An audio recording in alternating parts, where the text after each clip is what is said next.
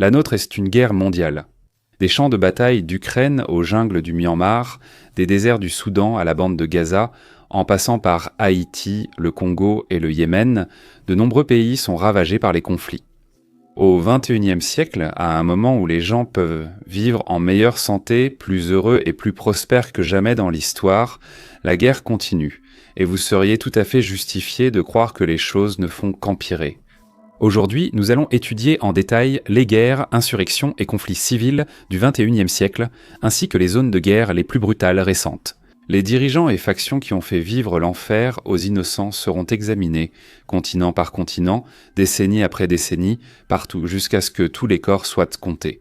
Clarifions, nous ne sommes pas ici pour faire du manichéisme ou un top 10, mais pour exposer les faits. Un inventaire de la dévastation humaine apocalyptique que des gens du monde entier, vivant et respirant aujourd'hui, se sont infligés les uns aux autres. Mais d'abord, un peu de mise au point avant que nous plongions dans les guerres du XXIe siècle. Nous devons faire un peu de mise au point et passer en revue quelques considérations de base qui seront importantes plus tard. Nous vous conseillons de rester pour cette partie. Ce bouton pour avancer est apparu, c'est une fonctionnalité YouTube Premium, mais c'est plus intéressant qu'il n'y paraît. Et au début, calculer le nombre de morts dans n'importe quel conflit est une affaire compliquée, sans parler d'essayer de tous les additionner. Et cela pour plusieurs raisons. Nous allons expliquer, il faut être précis dans notre méthodologie. Donc nous allons expliquer les raisons pour lesquelles, nous faisons confiance aux chiffres auxquels nous faisons confiance. La façon dont nous décidons des conflits dont nous allons parler et comment nous prenons en compte les considérations particulières concernant à la fois les conflits individuels et la manière dont les guerres sont menées en général. Si cela ne vous intéresse pas, passez à la suite. Mais ne me reprochez rien dans les commentaires si vous manquez une information. Commençons par la question des conflits que nous allons aborder, car malheureusement, nous devons introduire quelques critères d'exclusion. D'abord, nous allons traiter chaque conflit individuellement, au lieu de discuter d'une zone de conflit entière ou plusieurs conflits qui peuvent en se chevaucher. Par exemple, nous ne consacrerons pas un épisode unique à la violence au Sahel, car elle recouvre plusieurs conflits différents. Mais chacun de ces conflits n'a pas atteint un niveau suffisant pour être inclus individuellement dans notre liste. Si une nation subit une crise sécuritaire avec plusieurs insurrections contre le même gouvernement simultanément, nous pourrons en discuter. Prenons l'exemple d'un conflit civil généralisé dans un pays comme le Pakistan ou le Mexique. Mais si des conflits se déroulent simultanément sans être profondément liés, nous ne les regrouperons pas uniquement car ils ont lieu dans la même région. Quant aux conflits dont nous allons ou non parler, allons-nous adopter un seul seuil strict pour les inclure ? Ainsi, nous n'inclurons pas les conflits dont le nombre cumulé de morts est inférieur à environ 50 000, rien que pendant le XXIe siècle. Passer en revue la liste des petits conflits du XXIe siècle à travers le monde pourrait être un exercice sombrement instructif en soi. Cela porterait également la durée de cet épisode déjà long à au moins une demi-journée, voire probablement plus. Dans l'intérêt de nous assurer que nous ne faisons pas cela, nous allons fixer ce seuil d'inclusion à 50 000. Le nombre cumulé de morts, militaires et civils confondus, à partir de l'année 2000, conformément à ce seuil, nous n'allons pas couvrir les conflits qui ont été principalement menés au cours du XXe siècle et qui se sont terminés par des combats de moindre intensité dans les premières années des années 2000. Si ces affrontements dans les années 2000 n'ont pas dépassé notre seuil de mortalité. Cela inclut des conflits tels que les guerres civiles en Angola, Algérie ou aux Philippines, où plus de 50 000 personnes ont été tuées. Seule une faible part de ces décès a eu lieu depuis le début du siècle. Cela, bien sûr, soulève une question bien plus épineuse dont nous devons absolument discuter. Comment comptons-nous les morts ? En fait, la plupart des conflits mondiaux, passés ou présents, n'ont pas de bilan précis de morts.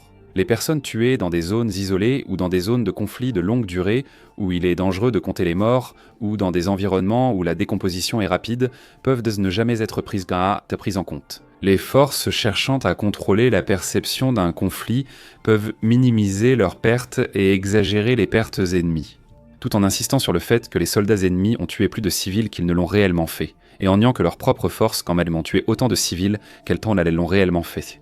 Les civils préfèrent-elles parfois enterrer leurs morts, en privé ou craignent de donner des informations précises à ceux qui documentent les pertes humaines. Certaines estimations des morts comptent uniquement les décès violents causés par les combattants, d'autres incluent aussi de nombreuses victimes indirectes. Ces décomptes incluent aussi les décès dus à la famine, aux maladies mortelles ou à des conditions climatiques défavorables durant le déplacement. Tout cela, il n'aurait toujours pas eu à y faire face s'il n'y avait pas eu de guerre en cours. Des organisations indépendantes utilisent diverses méthodes pour compter les morts. Et certaines vont biaiser leurs mesures pour s'assurer de ne pas inclure accidentellement quelqu'un qui n'était pas définitivement une victime de la guerre, tandis que d'autres vont biaiser leurs mesures pour s'assurer de ne pas oublier de compter quelqu'un qui était probablement une victime de la guerre. En conséquence, nous allons gérer ces écarts du mieux possible, même si, par nature, une partie de ce processus reposera sur notre propre jugement en tant que chercheurs, car les distinctions précises que nous recherchons pourraient ne pas être disponibles. Si un bilan des morts est produit par un État-nation ou un autre acteur armé directement impliqué dans le conflit en question, nous considérerons ces chiffres comme non fiables par défaut, en raison de l'immense éventail d'incitations pour un acteur armé à manipuler ces chiffres en sa faveur. Nous ferons quelques exceptions si, à la suite d'examens très rigoureux, des organisations extérieures ont produit un bilan des morts qui correspond globalement. Pour la plupart du temps, cependant, nous allons nous appuyer sur le travail de commissions indépendantes et d'organisations extérieures chaque fois que possible, en mettant particulièrement l'accent sur les commissions et groupes de travail qui ont pu réellement envoyer des personnes sur le terrain et recueillir des preuves directes et approfondies du nombre de morts. Après coup, cela ne donnera pas un chiffre précis du nombre de morts, mais une fourchette, en raison des différences dans les résultats et les méthodes de calcul de ces commissions. Lorsque nous disposons d'une fourchette d'estimation, nous expliquerons ce que représente cette fourchette. Mais lorsqu'il s'agira de classer concrètement ces conflits selon le nombre de morts, nous nous appuierons sur l'estimation médiane de cette fourchette. Pour garder cet épisode concentré, nous n'allons pas nous enliser dans de longues explications sur l'origine de chaque estimation ou sur la façon dont elle a été calculée, sauf en cas de circonstances exceptionnelles à traiter spécifiquement. Nous n'allons pas non plus essayer de faire nos propres corrections lorsque nous soupçonnons que tous les chiffres disponibles pourraient représenter une sous-estimation. De nombreux cas particuliers, comme la guerre entre les talibans et l'État islamique en Afghanistan, ont sûrement causé bien plus de 50 000 morts, mais où il n'y a tout simplement pas de chiffres précis disponibles. Ainsi, nous allons éviter de nous livrer à nos propres conjectures et laisser ces discussions pour un autre jour. Nous allons, dans certaines situations, exclure des estimations du nombre de morts pourtant fiables pour une raison. Lorsque des organisations cherchent à mesurer le nombre de morts indirects dans un conflit, ces mesures deviennent généralement beaucoup moins précises, d'une manière qui rend tout effort de comparaison entre ces conflits nettement moins fiable. En conséquence, nous allons faire une distinction entre les morts indirectes causées par des actions concrètes menées par une force armée et les morts indirectes résultant des circonstances plus larges d'un conflit. Si une personne meurt parce qu'elle est, disons, un civil dans une ville assiégée où les convois d'aide humanitaire sont activement et délibérément bloqués par une faction adverse, ou si elle vit en zone rurale où une faction empoisonne l'eau ou détruit les cultures, alors ce sont ces morts-là que nous devons prendre en compte. Mais les bilans de morts incluent des centaines de milliers, voire des millions de personnes décédées lors de famines involontaires, de destruction d'assainissement, d'infrastructures ou d'autres situations non délibérément causées par une faction d'un conflit. Ce sont des bilans de morts sur lesquels nous ne nous appuierons pas. Pour les besoins de cet épisode, nous signalerons lorsque ces bilans de morts indirects très élevés apparaissent, mais ils ne seront pas pris en compte dans notre classement final. En parlant de notre décompte final, qui sera la liste des conflits les plus meurtriers du XXIe siècle, nous avançons vers les plus meurtriers, basés sur le nombre total de morts, pas sur la proportion de la population tuée. Il peut parfois être pertinent d'évaluer la gravité d'un conflit selon la part de la population d'avant-guerre décédée. Prenons la guerre à Gaza. D'après le ministère de la Santé de Gaza, environ 6% de la population d'avant-guerre est désormais décédée. Dans d'autres conflits, cependant, ce pourcentage sera assez faible parce qu'un conflit se produit dans un endroit avec une population globale très importante. Et ce que nous ne voulons pas faire, c'est minimiser l'ampleur de la dévastation humaine dans ces zones de guerre. Par exemple, si nous essayions de nous fier au classement par pourcentage, alors même les bilans de pertes les plus élevés en Russie. L'invasion de l'Ukraine concernerait moins de 1% des Russes et moins de 0,5% des Ukrainiens. Même si le nombre total de morts dans ce conflit serait, selon les estimations, d'un ordre de grandeur supérieur à celui de la guerre à Gaza. Nous nous baserons uniquement sur le nombre de morts dans chaque conflit, plutôt que de prendre en compte le nombre de blessés, le nombre de personnes déplacées à l'intérieur du pays et le nombre de personnes qui sont finalement devenues des réfugiés internationaux. Sujet intéressant, mais aujourd'hui nous nous concentrons sur les conflits les plus meurtriers du XXIe siècle. Donc maintenant que cette longue mise au point est faite, j'espère que vous avez trouvé cela utile. Commençons par l'Asie et le Pacifique. D'accord, commençons par l'Afghanistan, où s'est déroulée l'une des guerres les plus marquantes et longues du XXIe siècle.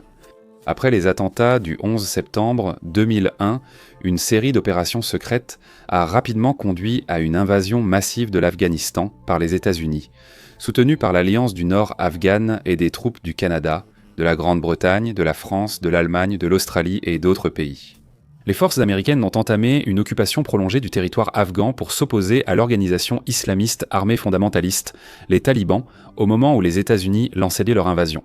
Les talibans contrôlaient à la majorité des grandes villes d'Afghanistan et collaboraient spontanément avec Al-Qaïda, responsable des attentats bénins du 11 septembre. Ils utilisaient ces territoires c'était pour la contrebande d'armes, l'entraînement de milliers de djihadistes et la planification d'attaques terroristes mondiales. Tout d'abord, la guerre en Afghanistan a été intense, même si ce n'était que pour une période relativement courte. L'Afghanistan était et reste une nation peu peuplée. Les batailles avaient lieu dans les outer terres rurales, où les insurgés utilisaient là les nombreux réseaux de grottes du pays. Les talibans, habitués à la guérilla, n'étaient équipés que pour ce type de combat. Ainsi, lorsque la coalition américaine, les forces spéciales et la puissance aérienne se sont alliés à un groupe disparate de seigneurs de guerre autonomes basés dans le nord du pays, les talibans ont perdu le contrôle de la majeure partie de la nation. En peu de temps, la véritable phase d'invasion de la guerre n'a duré qu'un peu plus de 2 mois. Durant cette période, les principales victimes furent les talibans et les civils afghans dans les zones de conflit. Les estimations des pertes pendant cette période suggèrent qu'environ 8000 combattants talibans ont été tués, voire jusqu'à 10 000, voire même 12 000. Le nombre de civils est estimé entre 1500 et 2500. Du côté opposé, les États-Unis n'ont perdu que 12 soldats et un agent de la Central Intelligence Agency. L'ampleur exacte des pertes des alliés de l'Alliance du Nord afghane est inconnue, bien que cette alliance ait été très engagée au sol. À partir du début de 2002, cependant, la nature de la guerre en Afghanistan a changé et est devenue le type de conflit qu'elle allait rester jusqu'au retrait des Américains. Une insurrection asymétrique intense des talibans et des opérations contre-insurrectionnelles épuisantes, appuyées par la puissance aérienne et dirigées par le chef d'Al-Qaïda américain. Ben Laden n'a pas été capturé lors de la phase initiale de la guerre. Le nouveau gouvernement afghan dirigé par Hamid Karzai était pour le moins fragile. Bien que les États-Unis aient soutenu la reconstruction nationale, leurs efforts se sont avérés coûteux et inefficaces. Les talibans ont modifié leurs méthodes, utilisant plus d'engins explosifs improvisés, d'embuscades, d'attaques à la roquette, et s'appuyant sur des habitants prêts à les cacher des occupants étrangers.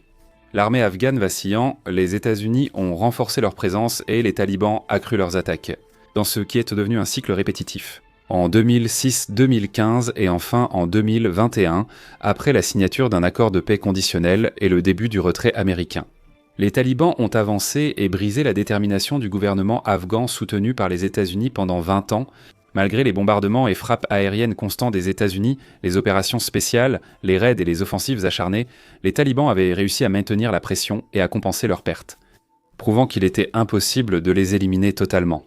En raison de la nature asymétrique des combats pendant la majeure partie du conflit en Afghanistan, le véritable nombre de victimes de la guerre fait toujours l'objet d'un débat persistant.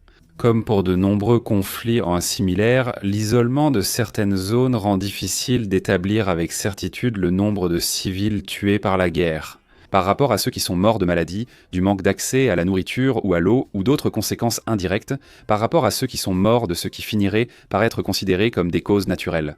Du côté de la coalition pendant la guerre, les États-Unis ont perdu 2420 soldats et agents de renseignement. La Grande-Bretagne en a perdu 457 et tous les autres membres de la coalition ont perdu un total de 702 personnes. Les entrepreneurs militaires privés comptaient 3917 morts parmi les forces afghanes soutenues par les États-Unis, tandis que les pertes de l'autre camp sont estimées entre 65 000 et 70 000. Les estimations du nombre de morts chez les talibans varient dans une fourchette très large. Aussi bas qu'un peu plus de 50 000 selon certaines estimations et jusqu'à 100 000 selon d'autres, avec des estimations médianes, se situant autour de 81 000. Il est encore plus difficile d'estimer les morts d'Al-Qaïda et de l'État islamique du Khorasan, mais au moins 5 000 auraient en tort été tués dans ces deux groupes. Le nombre réel de civils morts restera sans doute inconnu, même si le projet Costs of War de l'université Brown donne un minimum. Selon leur décompte, 46 319 civils sont morts au cours du conflit. En 2015, le projet estimait qu'au moins 360 000 civils supplémentaires pourraient déjà être morts de causes indirectes. En additionnant ces chiffres, on obtient un nombre approximatif de morts d'environ 202 000 personnes, tout camp confondu, pendant le conflit. Bien qu'il vaille la peine de le mentionner encore une fois, ce chiffre est presque certainement sous-estimé, et il ne tient pas compte non plus de ceux qui sont morts en raison de leur collaboration avec les États-Unis pendant la guerre, après que les talibans ont repris le contrôle en 2021. À côté de l'Afghanistan, tournons-nous vers le Pakistan, où le principal conflit insurrectionnel approche les 50 000 victimes.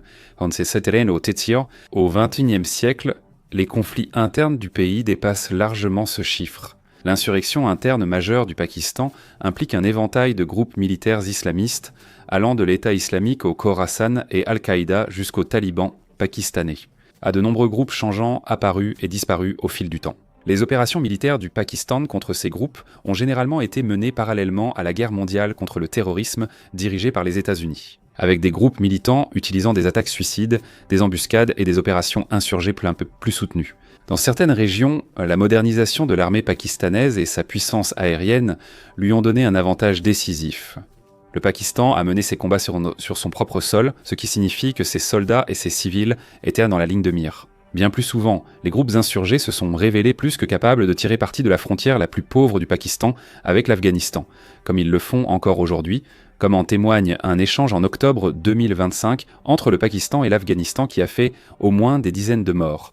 Au cours de son conflit avec ces groupes insurgés, le Pakistan a mené plusieurs offensives militaires de grande envergure afin de débusquer et démanteler les réseaux militaires à travers le territoire, là où le gouvernement pakistanais a généralement été incapable d'étendre beaucoup d'autorité. Ces efforts ont abouti en 2017 à une opération au Pakistan, affaiblissant fortement les talibans pakistanais et les divisant en factions désorganisées. Même après 2017, le Pakistan devait encore faire face à plusieurs autres insurrections. Plus particulièrement dans la région du Baloutchistan, le puissant mouvement séparatiste des Baloutches ethniques lutte pour la souveraineté depuis les années 1940, mais au XXIe siècle, leurs opérations se sont intensifiées en l'an 2000 et n'ont jamais vraiment diminué. Le Baloutchistan, région très pauvre du Pakistan mais riche en ressources naturelles, a vu le Pakistan faciliter pendant des années l'exploitation étrangère à grande échelle, ce que les dirigeants baloutches locaux considèrent comme un vol de leur prospérité. Dans le conflit du Pakistan avec les talibans pakistanais et l'ensemble plus large des insurrections islamistes, les pertes de troupes pakistanaises font l'objet de nombreux débats. Le South Asia Terrorism Portal, via l'Institute for Conflict Management, rapporte environ 6 000 morts parmi soldats et forces de l'ordre pakistanais depuis 2004, alors que les estimations des coûts de la guerre suggèrent environ 9 500 morts entre 2004 et seulement 2021. Du côté opposé, le nombre de militants tués semble se situer entre 31 000 et 35 000. Le portail du terrorisme en Asie du Sud compte 10 000 civils tués. Le projet Costwar place ce chiffre bien au-dessus de 25 000 au Baloutchistan. Le Pakistan recense 2052 soldats tués entre 2000 et 2019 ainsi qu'environ 2400 insurgés baloutches et 4600 civils d'après le portail du terrorisme en Asie du Sud. Ces dernières années, le nombre de morts des deux côtés au Baloutchistan fait l'objet d'un débat intense. Ces chiffres révèlent un bilan d'au moins 60 000 morts au Pakistan depuis 2000 ans. Cependant, encore une fois, il est très probable que ce chiffre soit sous-estimé. Avant de poursuivre, précisons que, comme le Pakistan, l'Inde fait aussi face à plusieurs insurrections internes. Cependant, ces insurrections n'ont apparemment pas causé 50 000 morts, ou plus au XXIe siècle. Nous ne les aborderons donc pas aujourd'hui. Revenons plutôt aux années 2000. Nous évoquons la guerre civile au Sri Lanka, qui a duré de 1983 à mai 2009. Elle a opposé un gouvernement contrôlé par la majorité ethnique du Sri Lanka, les Singalais, et des insurgés militants luttant pour la souveraineté de leur minorité ethnique tamoule. La guerre civile avait déjà coûté la vie à des dizaines de milliers de personnes au tournant du XXIe siècle. Dès 2000, surtout lors de la 4e et dernière phase de la guerre. De 2006 à 2009, l'armée sri-lankaise a lancé une campagne dévastatrice pour reprendre une partie du pays qui était sous contrôle tamoul. Après des décennies de résistance, les nations. Les rebelles tamouls ont montré qu'ils pouvaient attaquer à grande échelle des cibles militaires, comme l'armée le faisait contre eux, créant un style de combat particulier. C'était à la fois une guérilla, de grandes batailles terrestres et des escarmouches aériennes et maritimes, où les rebelles ont montré une capacité limitée à contrer le gouvernement. Pour être clair, il y a eu une phase antérieure de la guerre qui s'est terminée en 2000 et 2001, marquée par des affrontements majeurs, dont une attaque qui a fait plus d'1 millier de soldats sri-lankais morts. Mais comme les estimations des pertes civiles de cette période regroupent leurs cas les décès de toute cette phase de la guerre qui a commencé en 1995 alors que les bilans annuels des victimes sont rares. Côté tamoul, concentrer la question du nombre de morts sur la fin douloureuse de la guerre. Ce qui s'est passé pendant cette phase de la guerre civile est un sujet très sensible encore aujourd'hui au Sri Lanka. D'après son gouvernement, le pays a perdu 6261 soldats, alors que, selon les observateurs internationaux, l'insurrection tamoule aurait perdu entre 15 000 et 22 000 de ses combattants pendant la même période. Mais le sort des civils tamouls a été bien plus difficile à établir après la fin de la guerre. Le gouvernement sri-lankais a toujours refusé de donner un chiffre exact sur les pertes civiles, avant que les médias internationaux n'apprennent que le pays avait officiellement recensé 9 000 morts civils lors de la phase finale de la guerre. Cependant, selon un rapport de 2011 des Nations Unies, un ensemble de rapports locaux crédibles a amené le nombre de morts à inclure jusqu'à 40 000 personnes. Des civils auraient été tués l'année suivante. Un autre rapport de l'Organisation des Nations Unies, celui-ci, destiné à une circulation interne, indiquait qu'un nombre de morts civils, pouvant aller jusqu'à 70 mâles, était une possibilité distincte. Encore une fois, il s'agit du nombre de morts uniquement pour ces 3 dernières années de guerre, certains rapports suggérant que jusqu'à 20 000 personnes pourraient être mortes rien que pendant les dernières semaines. À ce jour, le gouvernement sri-lankais a empêché toute enquête indépendante sur la fin de la guerre. Les tentatives pour déterminer un nombre précis de victimes civiles du côté du gouvernement, ou pour établir fermement le nombre de personnes que le gouvernement ou les rebelles ont fait disparaître secrètement, ont été tout aussi infructueuses. Au minimum, une analyse indépendante des données de la dernière phase de la guerre impliquerait plus de 60 000 morts, rien que pendant ces 3 années, de 2006 à 2009. Cependant, une fois de plus, il y a de nombreuses raisons de croire que ces chiffres sont sous-estimés. Aujourd'hui, nous abordons la guerre civile actuelle au Myanmar. Conflit multidimensionnel ayant divisé la nation entre zones gouvernementales et bastions rebelles autogérés. Le Myanmar est l'un des pays les plus ethniquement diversifiés au monde, avec de nombreux groupes qui réclament l'autonomie et l'autodétermination pour leur propre peuple. Et la nation n'a jamais connu de paix totale et véritablement nationale depuis son indépendance en 1948. Mais après un coup d'État mené par la puissante armée du Myanmar, le Tatmadaw a mis fin à une décennie de régime civil en 2021, la nation. De nombreuses milices d'autodéfense ethnique ont alors uni leurs forces avec. Non seulement entre elles, mais aussi avec une rébellion qui a poussé de nombreux jeunes à quitter les villes pour prendre les armes à la campagne. Au fil des ans, l'alliance rebelle du Myanmar a été efficace dans les régions les moins peuplées, s'emparant de tant de territoires qu'à la mi-2023, le gouvernement du Myanmar ne contrôlait plus que moins de la moitié du territoire national. Malgré cela, les rebelles ont lancé plusieurs offensives majeures, capturant des capitales régionales et des bases militaires. Depuis cette époque, le conflit s'est quelque peu apaisé. Les rebelles ont capturé tout ce qu'ils pouvaient, sans armes lourdes ni meilleure coordination. Ils ont perdu leur élan et ont depuis subi des pertes limitées dans certaines zones, tandis que la majeure partie du conflit s'est installée dans une impasse active. Cependant, la façon dont la guerre se terminera reste une question ouverte, car ni les rebelles ni le régime militaire n'ont la force de consolider le contrôle sur l'ensemble du pays. En raison des combats en cours, le nombre de morts au Myanmar devrait augmenter d'au moins plusieurs milliers d'ici la fin de ce conflit. Cependant, il est déjà clair que l'impact a été catastrophique, avec un nombre de morts qui dépasse largement notre seuil de discussion dans cet épisode. D'après l'Armed Conflict Location et Event Data Project, plus de 85 000 personnes sont mortes à la date de ce rapport. Cependant, le régime militaire et plusieurs groupes rebelles du Myanmar ne tiennent pas de registre précis, ni ne publient leurs pertes, ce qui rend ces chiffres probablement sous-estimés. Les Nations Unies se rapportent sans des chiffres similaires dans l'ensemble, et notent qu'aussitôt que plus de 3 millions de personnes ont été déplacées ou nées au Myanmar depuis le coup d'État de 2021. Le nombre exact de civils tués reste difficile à établir, surtout à cause d'un tremblement de terre désastreux cette année, associé à des violences génocidaires dans certaines régions et à des décès en détention dans des centres d'escroquerie pratiquant l'esclavage moderne. Mais au minimum, bien plus de 6000 civils sont morts à cause de cette violence, sans compter ceux qui sont décédés en périphérie du conflit. Avant de traverser le Pacifique, parlons du conflit lors de notre dernière étape en Asie, en Papouasie-Worso, région indonésienne, appelée aussi Nouvelle-Guinée occidentale. C'est l'un de ces rares conflits où, bien que le nombre de morts dont nous avons connaissance ne soit rapporté qu'à des dizaines ou des centaines chaque année, les experts estiment que le chiffre réel est bien supérieur.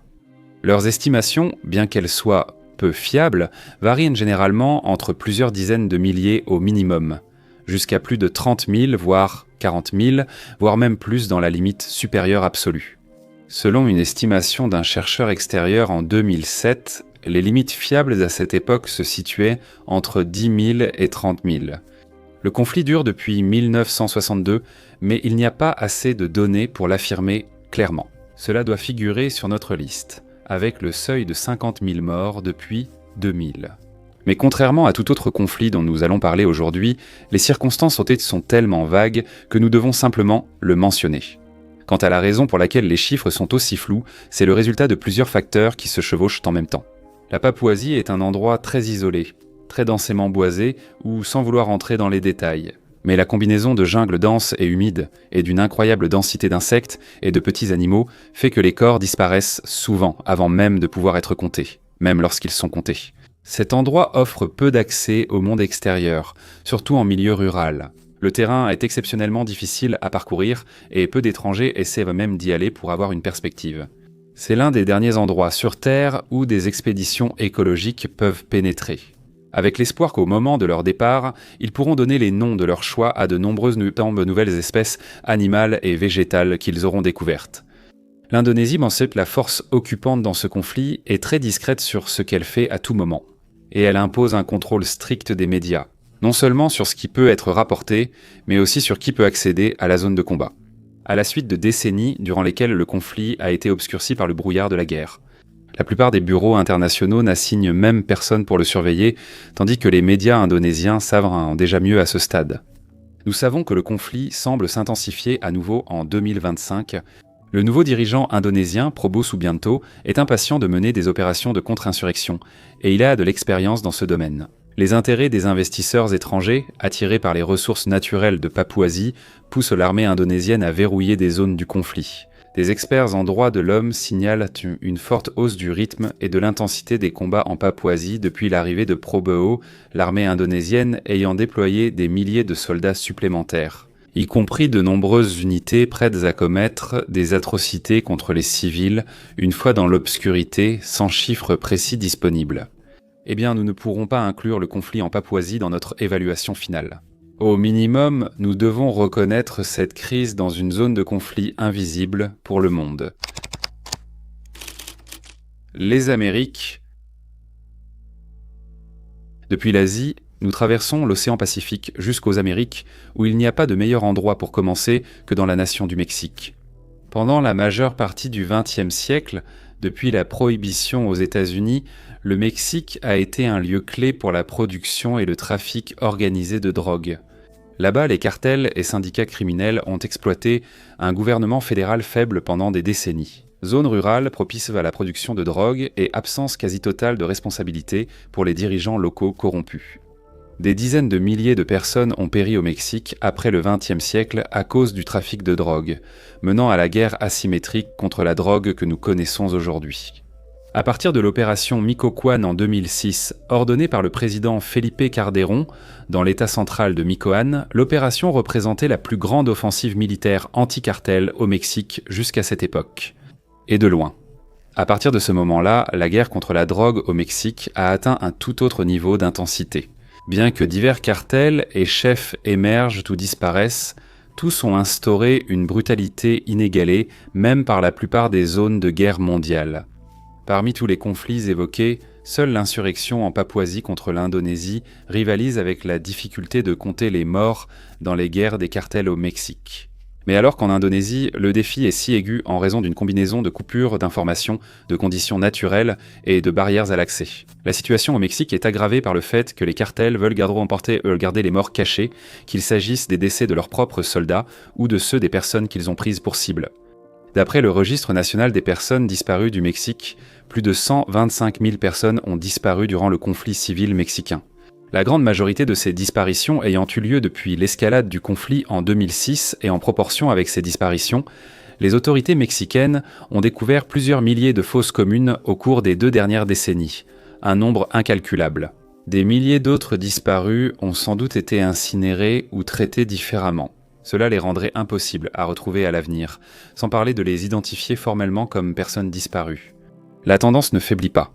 Depuis l'arrivée au pouvoir du président Claudius Scheinbaum, fin 2024, environ 15 000 personnes ont disparu, probablement plus aujourd'hui. Les combats du conflit sont asymétriques, multidimensionnels et très imprévisibles. Les différents cartels n'agissent donc pas toujours de concert et sont tout aussi susceptibles d'éliminer les combattants des autres que d'attaquer les soldats du gouvernement.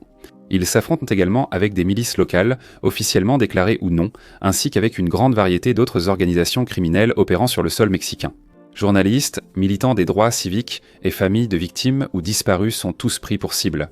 Même chose pour les médecins, élus locaux, avocats, enseignants et autres fonctionnaires risquant de gêner les cartels, voulant contrôler le récit et refusant de donner une victoire au gouvernement. Les cartels sont devenus très habiles à récupérer leurs propres morts et, ce faisant, ils ont encore renforcé le voile de secret qui plane sur l'ensemble de la guerre. Pour aggraver les choses, à cause de ce conflit, il est malheureusement devenu très facile de tuer des gens au Mexique, que ce soit dans le cadre de la guerre contre la drogue ou pour des raisons totalement indépendantes. Et comme les tueurs ne laissant pas exactement de notes sur les corps des morts, il peut souvent être très difficile de déterminer de façon concluante si quelqu'un a été tué à cause du conflit ou simplement en périphérie, pour donner une idée de la situation. Selon le décompte officiel des Nations Unies, le Mexique a enregistré plus de 460 000 homicides entre 2006 et le début de 2025, sans compter les 125 000 personnes toujours portées disparues aujourd'hui, mais qui font très probablement partie du nombre de morts. Même en supposant de nombreux recoupements entre les listes de disparus et les restes de personnes non identifiées décédées violemment. Depuis 2006, plus de 500 000 personnes ont été tuées au Mexique. Bien sûr, pour notre propos aujourd'hui, nous ne pouvons pas utiliser ce nombre total d'homicides pour représenter le nombre de personnes tuées à cause de la guerre contre la drogue au Mexique, mais parce qu'il est encore une fois impossible d'obtenir un décompte précis de qui a été tué au Mexique, et pour quelles raisons. Nous devons analyser les données différemment. Il est préférable de s'appuyer sur les chercheurs spécialisés pour estimer la part des homicides liés à la guerre contre la drogue au Mexique. D'après Human Rights Watch, fin 2025, environ 2/3 des homicides étaient rendus au crime organisé, tandis qu'El Economista, en mai 2023, estimait ce taux à 54%, pour donner un contexte et pour se rendre compte à quel point cela est difficile. Une étude de 2020 menée par Justice in Mexico a estimé la proportion entre 44 et 80% en se basant sur les chiffres de Human Rights Watch, étant donné leur caractère récent et en gardant à l'esprit que cela restera toujours une mesure imparfaite. Environ 319 000 morts sont dus aux guerres des cartels mexicains, soit les 2/3 des 460 000 homicides confirmés, plus 18 400 entre janvier et septembre 2025. Jusqu'à présent, encore une fois, ce chiffre ne tient pas compte des disparus. La Colombie, rabée à des milliers de kilomètres au sud, a une histoire similaire mais avec deux différences majeures. D'abord, l'importance accrue de la guérilla idéologique, puis, jusqu'à récemment, l'espoir d'une fin proche du conflit. Comme les guerres des cartels au Mexique, la violence en Colombie remonte à de nombreuses décennies, le début du conflit moderne de la nation étant généralement situé autour de 1964. C'est à ce moment-là que les forces armées révolutionnaires de Colombie, le groupe de guérilla marxiste-léniniste, ont été fondées, et elles allaient rapidement devenir un accélérateur du conflit aux côtés d'une autre organisation connue sous le nom de Front National. Du Vixium au XXIe siècle, le conflit entre le gouvernement colombien et les guérillas a évolué. Les trafiquants de drogue, notamment le cartel de Medellín de Pablo Escobar, tirant parti du chaos. Alors que de plus en plus de groupes idéologiques radicaux, tant à gauche qu'à droite, œuvraient violemment pour faire avancer leur cause, les années 2000 ont été une période particulièrement sanglante pour la nation. Après quelques années de baisse des opérations des forces armées révolutionnaires de Colombie, le gouvernement colombien a conclu un accord de cessez-le-feu crucial avec ses dirigeants. En 2016, lors de la trêve, la Colombie sortait de plus de 50 ans de combats avec les forces armées révolutionnaires de Colombie. La Commission de la Vérité a estimé dans son rapport final de 2022 qu'environ 450 000 personnes ont été tuées entre 1985 et 2018. Cela ignorait les premières années du conflit, où des milliers d'autres sont morts. Selon la Commission de la Vérité, environ 40 à 45% de toutes les personnes tuées pendant cette période l'ont été à partir de l'an 2000. Principalement entre 2000 et 2008, quand le plan Colombie mené par les États-Unis était à son apogée. Cela indiquerait qu'environ 180 000 à 200 000 personnes ont été tuées en Colombie depuis le XXIe siècle, Heureusement pour la Colombie, le déclin des forces armées révolutionnaires de Colombie n'a pas signé la fin du pays. Le conflit avec les dissidents des forces armées révolutionnaires de Colombie et les syndicats criminels persiste pour le contrôle de certaines régions. Ce conflit ne fait que s'intensifier à mesure que les organisations récalcitrantes deviennent plus compétentes dans l'utilisation de drones pour livrer des charges explosives. Profitant d'une méfiance croissante entre le gouvernement colombien et ses ex-factions rebelles. Au cours de cette période, selon les mises à jour de divers observateurs colombiens et internationaux des conflits, entre 10 000 et 12 000 personnes supplémentaires sont mortes. Ainsi, en ajoutant ces chiffres au nombre médian proposé par la Commission de la Vérité de la Colombie, on atteint un total de 20 000 personnes de proies tuées ou un peu plus, dans le conflit armé colombien depuis le début de ce siècle. Heureusement pour le supercontinent américain, ces deux conflits constituent l'intégralité de notre tour dans cette partie du monde. Bien que la crise au Venezuela, l'effondrement d'Haïti et d'autres conflits aient chacun causé la mort de milliers de personnes. Au quart du XXIe siècle, ils n'ont pas franchi les 50 000 morts. Cela constituerait un conflit à intégrer à cette liste, Haïti étant de loin le plus terrible du XXIe siècle dans les Amériques. En dehors de ces deux cas, on compte entre 25 000 et 35 000 morts depuis 2000, la majorité, après l'assassinat du président Jovenel Moïse en 2021. Afrique. Après les Amériques, nous abordons l'Afrique où la situation diffère en chronologie et en intensité du conflit. La deuxième guerre du Congo, qui a eu lieu en République démocratique du Congo de 1998 à l'accord de paix de 2000, faisait le point de départ incontournable. Elle a impliqué 9 nations africaines et de nombreuses insurrections asymétriques, toutes versant balles et sang dans le conflit. La guerre a éclaté peu après la première guerre du Congo, durant laquelle Laurent-Désiré Kabila avait coopéré avec le Rwanda, l'Angola et l'Ouganda pour diriger des milliers de vétérans insurgés afin de renverser le Congo.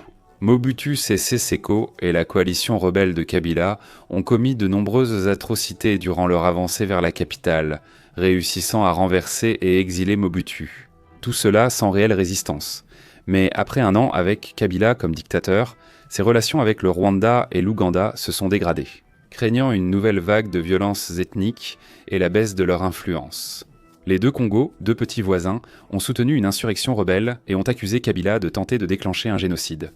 Les 5 années suivantes verrèrent le Congo, ainsi qu'un certain nombre de soutiens internationaux venus d'autres régions d'Afrique, mener une guerre de va-et-vient contre des factions rebelles soutenues par le Rwanda et l'Ouganda. Après un début de guerre critique, Kabila a évité d'être renversé, aidé par des soldats du Zimbabwe et d'Angola venus soutenir son régime. Dans la guerre actuelle au Congo, les mines et gisements de ressources sont des cibles majeures, chaque camp cherchant à contrôler et exploiter diamants, or, cobalt et autres ressources pour en tirer profit. Des cessez-le-feu ont été signés puis rompus, et l'Organisation des Nations Unies déployée s'est montrée très inefficace. Et en 2000, un Kabila a été assassiné, très probablement par l'un des quelques 30 000 enfants soldats qui ont été utilisés dans le conflit, avec cet enfant soldat en particulier. Joseph, fils de Kabila et alors garde du corps personnel, a pris le pouvoir avec l'aide de Robert Mugabe, dirigeant du Zimbabwe. La guerre a continué, le jeune Kabila supervisant un retournement décisif contre le Rwanda et ses rebelles. Les zones du Congo sous contrôle du régime se sont stabilisées lentement. Un cessez-le-feu a permis la formation d'un gouvernement de transition et la rédaction d'une nouvelle constitution en République démocratique du Congo. Malgré le gouvernement de transition, Kabila gardera sa dictature jusqu'en 2019. Aujourd'hui, des factions congolaises soutenues par le Rwanda s'affrontent de nouveau dans l'est du Congo, selon les bilans des victimes. Nous n'aborderons pas en détail la guerre actuelle dans cet épisode. Pour le nombre de morts de la deuxième guerre du Congo, je souhaite revenir sur la distinction initiale, précisant qu'elle vise la cohérence et la clarté. Nous tiendrons compte autant que possible des morts civiles causées directement par une faction, comme une famine provoquée ou l'empoisonnement d'eau. Nous ne prendrons pas en compte les décès excédentaires qui surviennent souvent en périphérie de la guerre sans être directement provoqués. Il est ici crucial de le souligner. L'estimation la plus courante du nombre de morts lors de la Seconde Guerre du Congo inclut les décès excédentaires pendant et après le conflit. Jusqu'en 2008, cette estimation du Comité international de secours place le nombre total de morts à un chiffre stupéfiant de 5,4 millions de personnes à Etouara, plaçant facilement la Seconde Guerre du Congo en tête de toute liste des conflits du XXIe siècle. Mais la grande majorité de ces décès ont été causés soit par la famine généralisée, les maladies ou d'autres moyens non liés au combat. Selon les rapports du Comité international de secours, aucun des camps n'a été attaqué massivement par une partie au conflit. La majorité des décès ont eu lieu après la guerre, les morts, musulmans au combat, et assassinats hors combat étant moins de 10% du total. Pour notre propos, il est également important de noter qu'une grande partie de ces morts au combat auraient eu lieu à la fin des années 1990, entre 1998 et 2001. On estime qu'au moins 350 000 personnes seraient mortes de façon violente pendant le conflit. Encore une fois, une plus grande part de ces personnes seraient mortes lors des combats intenses de la fin des années 90 et moins lors de l'apaisement du conflit en 2002. En conséquence, nous ne serons pas en mesure de fournir un chiffre très précis. Les estimations des pertes dues au conflit considèrent généralement la guerre dans son ensemble et non année par année, principalement à cause de la difficulté à suivre les pertes en temps réel dans ce conflit. On estime prudemment à environ 150 000 le nombre de morts directs durant la Deuxième Guerre du Congo au XXIe siècle. La limite supérieure avoisine 250 000. Des sources comme le programme de données sur les conflits d'Uppsala, qui ne compte que les morts violentes confirmées, évoquent un chiffre aussi bas que 80 000, bien que la rigueur nécessaire pour faire confirmer un décès après le conflit suggère que ces chiffres sont sous-estimés. Donc même si c'est un chiffre imprécis, nous allons retenir l'estimation prudente de 150 000, mais nous devons encore faire une autre analyse difficile et prendre en compte une atrocité très étroitement liée. En Ituri, au Congo, le génocide des Pygmées, de octobre 2002 à janvier 2003, a été commis par 2 groupes rebelles soutenus par le Rwanda dans le nord-est du pays. On estime que le génocide des Pygmées a anéanti jusqu'à 40% de la population pygmée de l'est du Congo lors d'une campagne d'extermination atroce. Des accusations de crimes contre l'humanité et de cannibalisme de masse ont visé les auteurs qui considéraient les Pygmées comme des sous-hommes et leur chair comme dotée de prétendues propriétés magiques. Les Pygmées côtiers de la province d'Aturi ont été pris pour cible à un moment où la plupart des observateurs internationaux étaient concentrés sur l'établissement et le maintien du cessez-le-feu. Ailleurs dans le pays, entre 60 000 et 70 000 Pygmées auraient été tués pendant le conflit. Beaucoup de survivants réduits en esclavage et presque toute la population déplacée. En incluant ces décès, le total atteint entre 210 000 et 220 000 morts causés directement par la violence. Au cours des années du XXIe siècle de la Seconde Guerre du Congo, un nombre de morts plus élevé est probable, mais malheureusement, les sources disponibles sur ce conflit ne permettent pas d'étayer une estimation plus élevée avec un quelconque niveau de précision. Si la Seconde Guerre du Congo et le génocide des Pygmées ont provoqué une discussion terrible, nous devons alors présenter nos excuses à l'avance. Parce que c'est un conflit qui donne le ton pour les prochains que nous devons aborder. Parce qu'après le Congo, nous allons passer au deuxième. La guerre civile libérienne a eu lieu de 1999 à l'été 2003. Comme la guerre au Congo, ce conflit a suivi la première guerre civile du Libéria, dévastatrice de 1989 à 1997.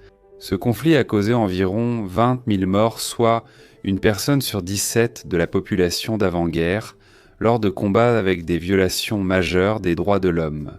La guerre s'est achevée avec l'arrivée au pouvoir de Charles Taylor, soutenu par la Libye et instigateur du conflit pour renverser son prédécesseur. Malheureusement, Taylor et ses combattants commettaient régulièrement des actes de torture et de massacres incompréhensibles. Et que Taylor avait remporté sa campagne présidentielle avec le slogan, je cite, « Il a tué ma mère, il a tué mon père, mais je vais voter pour lui ». Cela n'aurait vraiment pas dû être une surprise que la situation au Libéria allait continuer à être terrible. Mais Charles Taylor n'était pas seulement un despote chez lui au Libéria. Au contraire, il a rapidement soutenu des insurrections chez ses voisins. Et comme on pouvait s'y attendre, ces pays voisins ont alors soutenu des insurrections pour le combattre. Ces insurgés, membres d'une coalition menée par l'Organisation des Libériens déplacés, ont envahi le pays depuis la Guinée, qui a financé et équipé l'offensive rebelle. En réponse, Taylor a mobilisé l'armée nationale ainsi que de nombreuses milices loyales et semi-loyales. Et le Libéria a très rapidement replongé dans le chaos une fois de plus. Dans une offensive lente, épuisante et asymétrique de type guérilla, les rebelles du Libéria se sont frayés un chemin jusqu'aux abords de la capitale après environ 3 ans, puis leur élan a ralenti et a commencé à s'inverser. Une seconde insurrection, soutenu par la Côte d'Ivoire, a éclaté dans le sud du Libéria alors que le pays était sous pression. Assiégé dans une capitale bombardée par les rebelles et alors que le pays était envahi, Taylor a démissionné en août 2003, provoquant la chute de son gouvernement et transférant le pouvoir à un gouvernement de transition. La seconde guerre civile libérienne fut marquée par sa brutalité, les enfants soldats jouant un rôle clé des deux côtés, souvent dépendants à la cocaïne et autres drogues, sous l'ordre de leurs supérieurs pour établir et maintenir le contrôle. En partie à cause de l'ampleur des destructions déjà causées pendant la première guerre civile. La deuxième guerre a entraîné un nombre de morts bien plus faible, estimé à environ 50 000 combattants et civils contre ce chiffre de 200 000 lors du conflit précédent. Comme la deuxième guerre du Congo, ce conflit a aussi traversé les 20e et 21e siècles. Mais dans ce cas, la grande majorité des combats, y compris les phases les plus intenses, ont tous eu lieu à partir de l'an 2000. Supposons que le nombre de morts au XXIe siècle à cause de cette guerre soit à peine inférieur au total des décès. Et du Libéria, nous passons au Soudan, où nous allons devoir rester un moment. Alors que nous abordons 3 grands conflits successifs, le premier est la guerre du Darfour, qui a commencé en février 2003 et qui, on peut le dire, se poursuit encore aujourd'hui. Tout dépend de la façon dont on distingue la fin d'un conflit et le début d'un autre. Pour notre propos et pour distinguer ce conflit de la guerre actuelle au Darfour, au Soudan. Nous évoquerons la guerre au Darfour de 2003 jusqu'à la négociation d'un cessez-le-feu en 2010. Cela a temporairement interrompu les pires combats de cette période. La guerre au Darfour a opposé un camp composé de l'armée soudanaise et de l'État, aux côtés des milices nomades arabes soudanaises, connues sous le nom de Janjaweed, et l'autre camp composé de groupes rebelles. Des groupes ethniques noirs comme les Four, Zagawa et Massalites se sont d'abord organisés pour se défendre contre les attaques des Janjaweed sur leur village.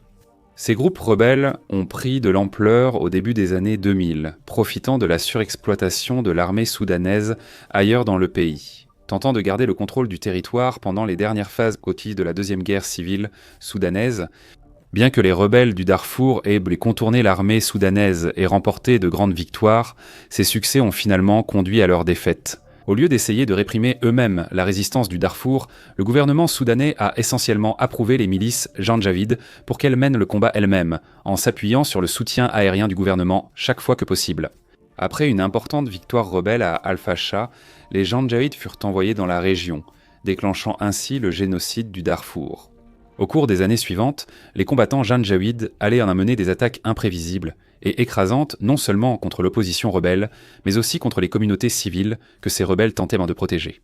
Les centres ruraux du Soudan, surtout ceux peuplés de non-arabes, ont été les plus touchés, avec des villages détruits, des civils tués et des violences sexuelles brutales utilisées comme armes de guerre. En 2004, Human Rights Watch a publié un rapport sur des allégations de nettoyage ethnique. Cependant, ce rapport et d'autres n'ont pas permis une intervention efficace au Darfour. Le génocide s'est poursuivi avec force pendant plusieurs années, avant de ralentir vers la mi-2005 alors que les tensions montaient entre le Soudan et le Tchad voisin. La guerre du Darfour a continué avec des phases d'intensité variables jusqu'en 2010, puis, après une longue pause, elle a repris en 2013. La première phase du conflit et le génocide du Darfour illustrent comment les morts de civils en marge des combats constituent une large part des victimes totales. Dans ce cas, la plupart des morts de non-combattants étaient causées par la famine, les pénuries alimentaires et les maladies. Tout cela a été presque entièrement orchestré. C'est pourquoi nous avons précédemment distingué les morts de non-combattants, où famine et maladie sont parfois le quotidien en zone de guerre. Atténuer ces conditions est très difficile en temps de guerre, d'autant que famine et maladie sont parfois utilisées comme armes. Le génocide du Darfour relevait clairement de ce dernier cas, avec les milices Janjaweed en particulier menant des campagnes de terres brûlées pour détruire systématiquement les terres agricoles, les troupeaux de bétail, l'assainissement et l'eau potable, les infrastructures et les mécanismes par lesquels les gens ordinaires auraient pu recevoir de l'aide, alors que le bilan total des morts du génocide du Darfour inclura certaines personnes qui, normalement, ne feraient pas partie de notre groupe d'inclusion. Ces personnes représentent une part relativement faible du nombre total de morts résultant du génocide.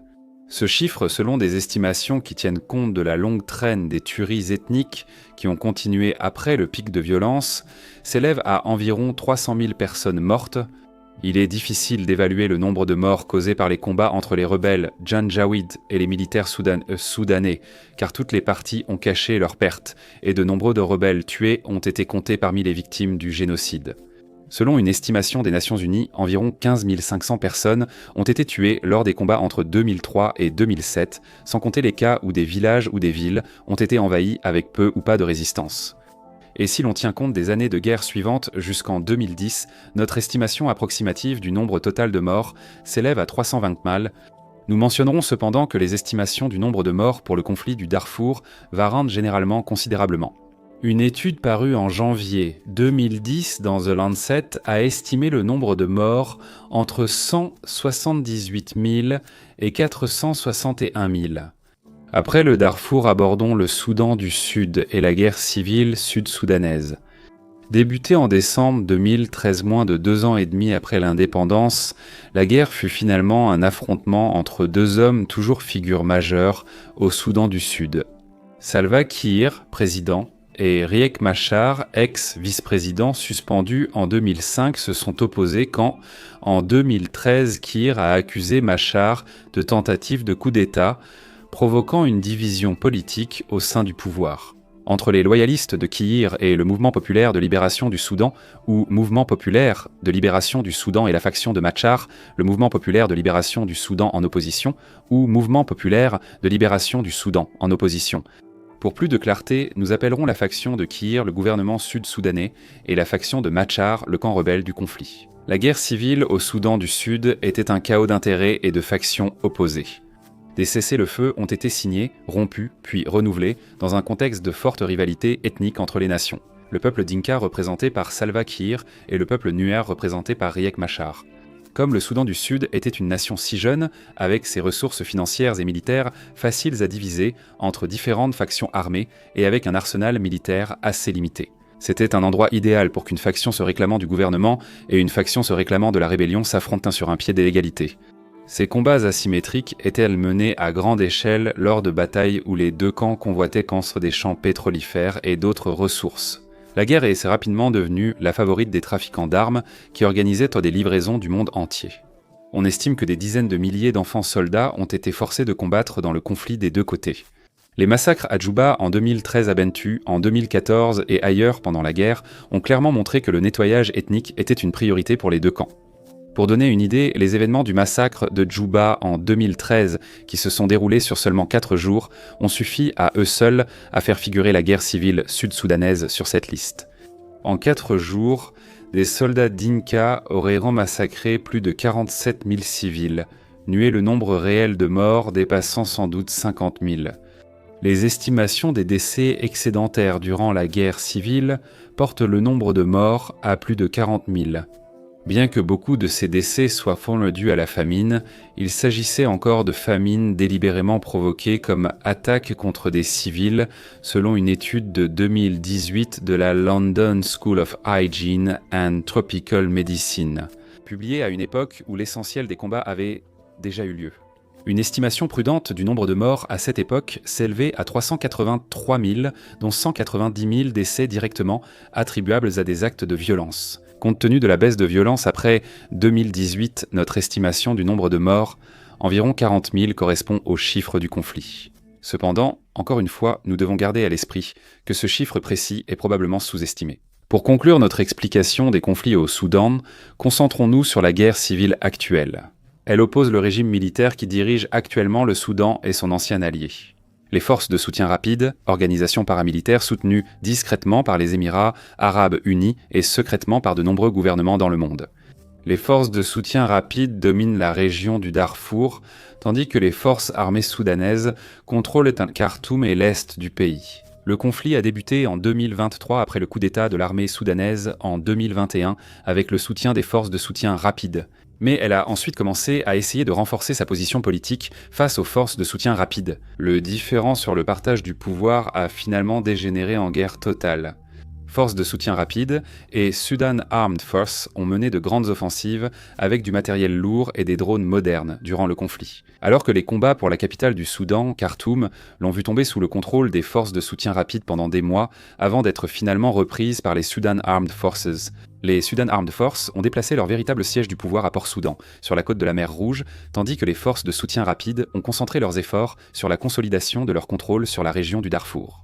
Crucial, les forces de soutien rapide succèdent indirectement aux milices Janjaweed responsables du génocide du Darfour. Ils contrôlent les territoires pour mener un nettoyage ethnique et finir le travail entamé par leurs pères et oncles Janjaweed.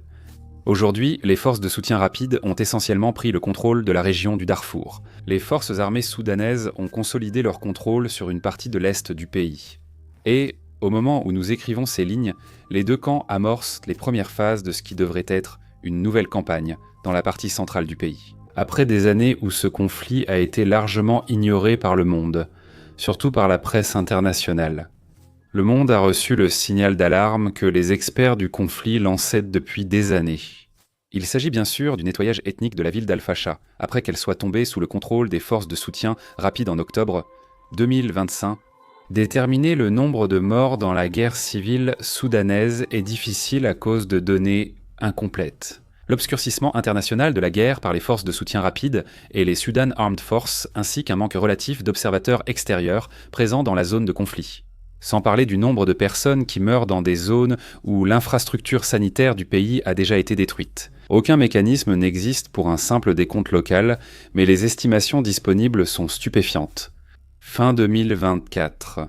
Le Monde a rapporté que plus de 150 000 personnes seraient mortes en moins de 2 ans de combat, sans compter ceux de 2025 à Khartoum, Al-Fasha et au Darfour. Un rapport plus accablant de la London School of Hygiene and Tropical Medicine a révélé en novembre 2024 que plus de 61 000 personnes pourraient être mortes dans le État de Khartoum, au Soudan, entre avril 2023 et juin 2024. Pour donner un contexte, pendant cette période, la situation était mauvaise dans l'État de Khartoum, mais ce n'était pas là que se déroulaient les combats les plus intenses.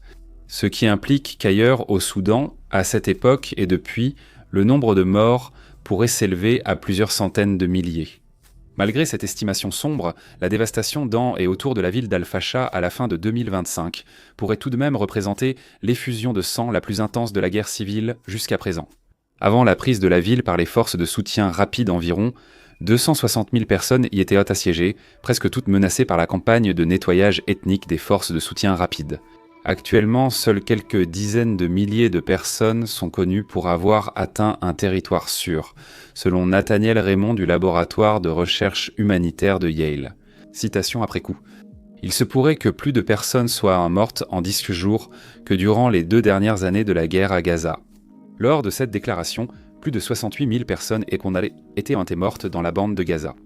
Nous l'avons déjà dit plusieurs fois dans cet épisode et nous le répéterons au fil de l'avancée. Dans bon nombre de ces conflits, nous devons nous attendre à ce que le nombre de morts avec lequel nous travaillons soit sous-estimé. Mais ce problème est encore plus grave pour la guerre civile en cours au Soudan que pour n'importe lequel des autres conflits dont nous allons parler, en raison du manque flagrant d'informations fiables provenant du Soudan. Aujourd'hui, nous allons travailler avec un nombre approximatif de morts, compris entre 175 000 et 450 000, en tenant compte des différentes estimations des décès et de la destruction qui ont suivi la prise d'Al-Fasha par les RSFS. Par précaution, nous retiendrons environ 250 000. En prenant la médiane des estimations des experts avant la chute d'Al-Fasha et en l'ajustant avec la médiane des estimations des experts concernant le nombre supplémentaire de morts après la prise d'Al-Fasha. Et si le nombre réel de morts au Soudan était 2 ou 3 fois supérieur? Eh bien, compte tenu de ce que nous savons sur la façon dont ce conflit s'est déroulé, nous ne serions certainement pas surpris maintenant à l'est du Soudan. Nous devons évoquer la nation de la Somalie, où une guerre civile se poursuit sous une forme ou une autre depuis les années 1980. Au XXIe siècle, les conflits civils en Somalie se sont produits dans un pays déjà vu, comme un État en faillite. Bien après des moments décisifs comme la bataille de Mogadiscio, le pire de la violence moderne s'est produit à quelques points d'inflexion clés. Une invasion par l'Éthiopie à partir de 2006, la montée de l'organisation djihadiste Al-Shabaab à la fin des années 2000, puis la résurgence d'Al-Shabaab par la suite. Ces dernières années, le pays a connu des combats de moindre intensité sur plusieurs fronts. Entre le gouvernement fédéral et les États séparatistes somaliens, les conflits persistent aussi bien entre ces États qu'avec Al-Shabaab, l'État islamique réapparaissant, ou encore face à des syndicats criminels et des pirates. Nous laissons malgré tout de côté certains aspects du conflit, car nous n'avons pas le temps de tout traiter. Le cauchemar sécuritaire interne de la Somalie, une vraie question de justice. Lorsqu'on les considère dans leur ensemble, les conflits qui se chevauchent en Somalie entraînent un nombre de morts dépassant largement les 10 000 selon l'Armed Conflict Location et Event Data Project. La Somalie a enregistré environ 80 000 morts, vérifiés depuis le début du conflit avec Al-Shabaab jusqu'à fin 2025. L'invasion de la Somalie par l'Éthiopie aurait entraîné au moins environ 4 000 morts du côté éthiopien, tandis que l'Éthiopie aurait probablement tué au moins plusieurs milliers de combattants somaliens. Ces chiffres étant largement sous-estimés, une organisation non gouvernementale basée à Mogadiscio a estimé fin 2008 qu'au moins 16 200 civils avaient été tués. L'État islamique en Somalie a tué plusieurs centaines de personnes et subi autant de pertes. Ce conflit, ainsi que celui de Lassanod au nord de la Somalie, a sans doute causé des milliers de morts, même s'il est très difficile d'avoir des chiffres précis. Si vous additionnez toutes ces estimations approximatives, vous arriverez à un chiffre supérieur à 110 000 morts en Somalie depuis l'an 2000. Sans compter les très nombreuses petites escarmouches et affrontements qui ont eu lieu pendant cette même période, entre une mauvaise tenue des registres au niveau national et un manque d'intérêt pour établir un bilan précis des morts de la guerre. Nous nous attendons encore une fois à ce que le véritable bilan soit plus élevé que les chiffres que nous avons indiqués. À titre de référence, les estimations les plus élevées du nombre de morts dans l'ensemble des conflits modernes de la Somalie depuis 1991 atteignent un chiffre d'1 million de personnes ou plus.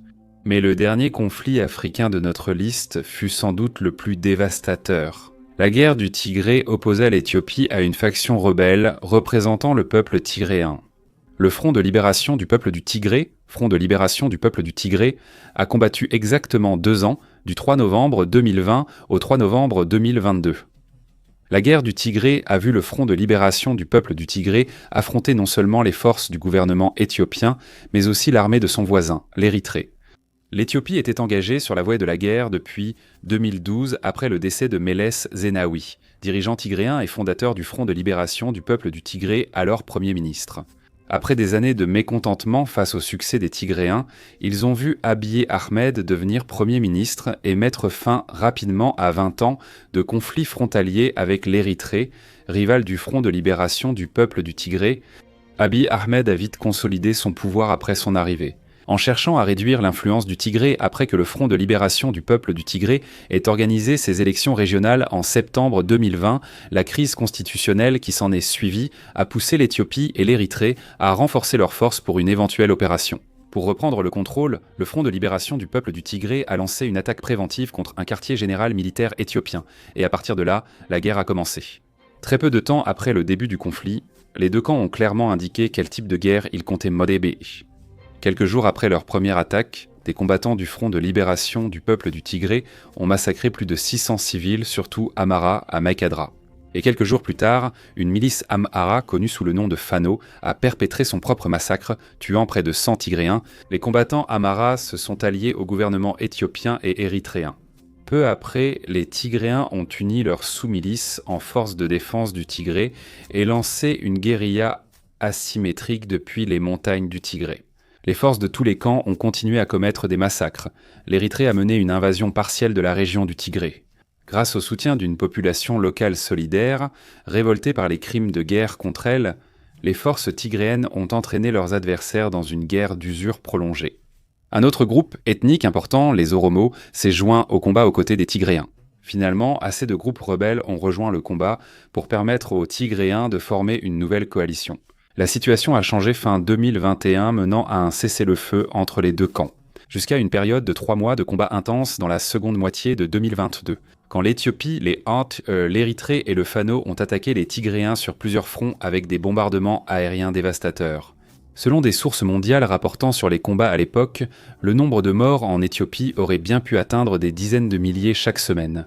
Selon une estimation d'un spécialiste régional basé à Oslo, 10 000 personnes ou plus auraient pu être tuées en moins d'1 mois. Au moment où le conflit a pris fin, Des sources internationales s'accordèrent à dire que la guerre avait été l'une des plus meurtrières, sinon la plus meurtrière, du XXIe siècle. À ce sujet, selon un groupe de recherche de l'université de Gand, massacres sepek, attaques indiscriminées, et famines organisées dans les zones contestées auraient causé 30 000 à 40 000 morts civiles per civil et 20 000 à 30 000 combattants tués pendant le conflit. Les responsables éthiopiens ont tenté de minimiser le nombre total, bien qu'il soit révélateur que même leurs estimations minimisées se situent encore dans la fourchette de 8 000 à 10 000, plusieurs années après la guerre. La plupart des experts s'accordent à dire que le chiffre se situe entre 350 000 et 600 000 personnes tuées, le nombre réel étant probablement plus proche de la fourchette haute.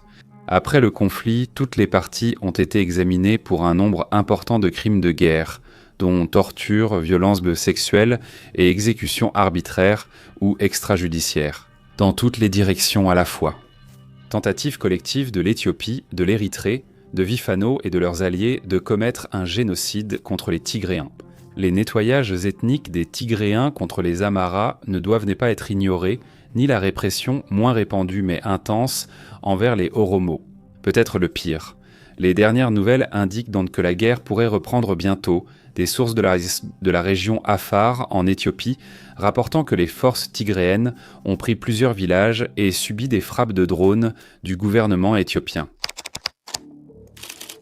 L'Europe et le Moyen-Orient. Donc après l'Afrique, nous passons à la dernière étape de notre sinistre tour du monde, l'Europe et le Moyen-Orient. Eh bien, commençons par l'Europe, où nous avons deux conflits à examiner, et ce qui ne devrait surprendre absolument personne, ils impliquent tous les deux la Russie. Le premier de ces deux conflits fut la deuxième guerre de Tchétchénie, clairement divisée en deux phases. La Russie a envahi massivement la Tchétchénie dès août 1999 à avril 2000, suivi d'une insurrection asymétrique de près de 9 ans. Bien que certains des combats les plus intenses de la guerre aient eu lieu durant ces derniers mois de 1999, le siège de la ville de Grozny. La série de défaites des seigneurs de guerre tchétchènes et la campagne de près de 10 ans menée par la Russie pour éradiquer l'insurrection tchétchène ont toutes eu lieu durant cette période. Nous ciblons cette période aujourd'hui, ce qui est évident puisque nous appelons ce conflit la deuxième guerre de Tchétchénie. Après la chute de l'Union soviétique, la Tchétchénie a mené une première guerre pour obtenir sa souveraineté au lieu d'intégrer la Russie. Cette guerre s'est terminée en 1996 avec une estimation de 30 000 à 100 000 personnes tuées au cours du conflit, dont un nombre probable de civils dépassant les 40 000 morts. Après ce conflit, la Tchétchénie fut pratiquement partagée entre plusieurs chefs de guerre, et cette région instable garda toujours son esprit d'indépendance. Dans les semaines précédant le déclenchement de la Seconde Guerre, un chef de guerre tchétchène clé nommé Chemil Bassaïev avait mené une invasion ratée dans la région voisine du Daghestan et avait été accusé d'une série d'attentats à la bombe contre des immeubles d'habitation russes. De nombreux experts estiment aujourd'hui que ces attentats étaient plutôt des opérations sous fausse bannière pour justifier la guerre totale contre la Tchétchénie. Dans ces récits, l'espoir à Moscou était qu'une guerre en cours aiderait la nation. L'ancien espion Vladimir Poutine, alors Premier ministre peu connu, est devenu président comme Boris Eltsine l'espérait après les attentats et l'échec de l'invasion du Daghestan. La Russie a mobilisé toute son armée face à la menace tchétchène. D'abord par des bombardements intensifs causant des centaines de morts civiles et des dizaines de milliers de déplacés, puis par une invasion terrestre massive. Dès octobre 1999, les troupes russes avancent dans la région avec une offensive brutale, mêlant bombardements aériens et tirs d'artillerie pour éliminer toute opposition. C'est au début de l'année 2000 que le pire de l'offensive russe a commencé. À ce moment, la Russie assiégeait Grozny, la capitale tchétchène, et pensait, mi-janvier, avoir assez affaibli la ville, au point qu'une invasion à grande échelle était justifiable. Après la chute de Grozny, début février, la Russie avait l'élan nécessaire pour écraser la résistance tchétchène ailleurs, même si elle subissait encore de lourdes pertes. Les forces russes ont commis de nombreux massacres de civils, et des attaques de missiles ou de bombardements pouvaient tuer des dizaines de civils, à la fois dans des zones que la Russie n'avait pas encore conquises. Bien que la Russie, à l'époque comme aujourd'hui, soit largement reconnue pour avoir sous-estimé ses pertes, ces offensives à travers la Tchétchénie pendant cette période ont été très coûteuses, ayant probablement coûté la vie à plusieurs milliers de soldats. En mai 2000, la Russie acheva son offensive et plaça Ahmad Kadyrov, pro-Moscou, à la tête de la Tchétchénie, aujourd'hui dirigée d'une main de fer par son fils Ramzan. Les années suivantes, la résistance tchétchène a adopté la guerre asymétrique, menant raids, embuscades, attentats suicides et prises d'otages, tout en assassinant tous les collaborateurs pro-russes qu'ils pouvaient en atteindre, y compris Ahmad Kadyrov lui-même. La campagne de contre-insurrection russe a été aussi répressive que prévu, venant d'une force déjà accusée de torture, d'exécutions extrajudiciaires et de prélèvement d'organes, sans même évoquer les pertes connues ou supposées. Nous devons prendre en compte les disparitions estimées par les organisations occidentales de défense des droits de l'homme, qui incluent la disparition de plus de 5000 civils tchétchènes depuis le début de la deuxième guerre de Tchétchénie, sans même compter les combattants tchétchènes. Amnesty International et d'autres organisations non gouvernementales estiment que plus de 25 000 civils sont morts depuis 1999. Bien que des sources tchétchènes aient parfois indiqué un nombre de morts encore plus élevé, atteignant parfois jusqu'à 30 000 civils. Entre les deux guerres en Tchétchénie, la Russie reconnaît officiellement la mort de 6 300 soldats et 1 072 policiers tchétchènes pro-russes. Les estimations extérieures varient entre 9 000 et 15 000. L'Union des comités des mères de soldats de Russie, organisation non gouvernementale pro-russe, a tenté de faire ses propres comptes. Environ 14 000 soldats russes auraient été tués en Tchétchénie entre 1999 et 2005. La Russie déclare avoir tué environ 16 000 combattants tchétchènes parmi les insurgés. Les estimations extérieures varient fortement, s'appuyant sur des données si rares qu'il est difficile de fixer une fourchette précise. En 2005, le chef de guerre tchétchène, Chimil Bassayev, a déclaré dans une interview que seuls 3 500 Tchétchènes avaient été tués. C'était sans doute une grosse sous-estimation. Plus de 600 Russes ont été tués ou portés disparus sur le sol russe pendant la guerre. Des estimations prudentes de toutes les parties suggéreraient un bilan de 40 000 morts ou moins. Tandis qu'à l'extrémité supérieure, une agrégation d'estimations suffisamment fiable dépasserait largement les 60 000. Pour cette raison, inclure la deuxième guerre de Tchétchénie dans cette discussion a tout son sens. Cela pourrait être un peu controversé car c'est effectivement un cas limite, mais selon notre jugement, il mérite tout de même d'être inclus. L'autre conflit impliquant la Russie dans cette section, cependant, est tout sauf un cas limite. C'est évidemment l'invasion actuelle de l'Ukraine par la Russie, où, entre son annexion de la Crimée, sa guerre de basse intensité dans la région du Donbass et l'invasion à grande échelle qui a commencé en 2022. La Russie a plus de 11 ans de combats à justifier et le nombre de morts lors de ces deux premières phases de la guerre est relativement facile à établir. Seules 6 personnes et environ 3 400 civils ont été tués lors de la prise de la Crimée. 4 400 soldats ukrainiens et 6 500 combattants russes ou pro-russes pendant le conflit du Donbass, selon les chiffres de l'Organisation des Nations Unies jusqu'à la fin de 2021. Par respect pour les victimes des premiers affrontements, nous passons directement à l'invasion à grande échelle de la Russie. Car comparer ces morts en Crimée et dans le Donbass ne sont guère qu'une erreur d'arrondi. Maintenant, j'imagine que toute personne qui est allée aussi loin dans un épisode sur le nombre de morts des guerres du XXIe siècle est déjà familière avec ce sujet. Au moins une idée générale du conflit en Ukraine. Pour la postérité, donnons au moins un bref aperçu, comme pour les autres conflits de notre vidéo. Après des décennies à maintenir un équilibre plutôt précaire avec la Russie dans le monde post-soviétique, l'Ukraine a été placée sur la voie de la guerre avec Moscou pendant et après son soulèvement de l'Euromaïdan en 2014 lorsque le président soutenu par la Russie, Viktor Yanukovych, a été contraint de fuir le pays après avoir tenté de retirer l'Ukraine d'un accord d'association avec l'Union européenne. La Russie a annoncé l'annexion de l'isthme de Crimée très rapidement après. Ensuite, elle a parrainé et soutenu des insurrections séparatistes dans la région du Donbass, à l'extrême est de l'Ukraine, puis a passé des années de là à construire un prétexte pour marcher sur Kiev. Ce prétexte basé principalement sur des inventions Le Kremlin a appelé à dénazifier un gouvernement ukrainien prétendument fasciste, ce qui était faux, tout en intégrant l'Ukraine, évoquant des terres historiquement russes et affirmant que la Russie devait contrer l'expansion de l'OTAN. Selon Moscou, élargir l'OTAN représente une menace grave pour la souveraineté russe. À Warfront, cela fait presque 4 ans que nous levons les yeux au ciel, et vous êtes toujours le bienvenu pour vous joindre à nous. L'invasion que la Russie voulait rapide et sans accroc est vite devenue une offensive longue et coûteuse, les troupes russes ayant été bloquées et confrontées à une forte résistance en avançant vers Kiev. Les forces ukrainiennes ont alors détruit des unités russes vulnérables, fortifié des défenses et accepté de nouvelles lignes de front quand nécessaire. avec l'avantage d'un afflux massif d'armements aux normes de l'OTAN traversant la frontière, ainsi qu'une série d'innovations dans la technologie des drones. L'Ukraine a réussi à contenir la Russie pendant près de 4 ans d'affilée, ne concédant que des pertes territoriales mineures dans la plupart des régions. Lançant une contre-invasion dans la région de Koursk et frappant en profondeur le territoire russe avec des missiles et des drones, tout en refusant à la Russie le contrôle de l'espace aérien ukrainien. La Russie, bien sûr, a remporté de nombreuses victoires sombres de son côté, y compris beaucoup obtenues sans en collaboration avec des forces mercenaires non étatiques. Elle a réussi à plonger l'Ukraine dans une guerre d'usure. Si Moscou base le conflit sur la capacité des deux camps à sacrifier des vies et à tirer des obus, la Russie finira par gagner cette bataille. Conformément à ce style de guerre, l'invasion de l'Ukraine s'est révélée extrêmement coûteuse des deux côtés. Mais comme l'Ukraine et la Russie sont toutes deux très attentives à minimiser leurs propres pertes et à exagérer celles de l'autre, les observateurs ont dû utiliser des méthodes de collecte de données imparfaites pour estimer le coût réel de la guerre.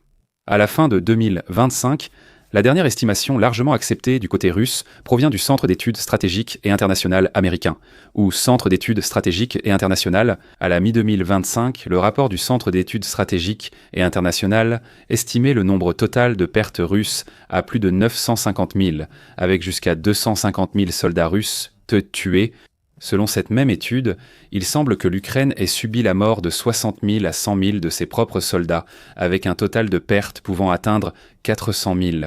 Cet écart s'explique en partie par la dépendance de la Russie à l'égard de conscrits sous-formés et peu compétents, voire de combattants recrutés dans les prisons russes pour essentiellement servir de chair à canon. La meilleure utilisation des drones par l'Ukraine et l'élimination de soldats russes influencent nettement la situation des deux côtés. D'autres analyses suggèrent que le nombre de morts pourrait être bien plus élevé. La British Broadcasting Corporation, avec le média russe indépendant Mediazona, estime à 317 000 le nombre de morts russes d'ici octobre 2025. En reliant le nombre de morts aux ajouts dans les cimetières russes, aux avis de décès et à d'autres indicateurs de décès, avec les analyses nomades d'experts sur la part des décès pouvant être comptabilisés avec ces méthodes.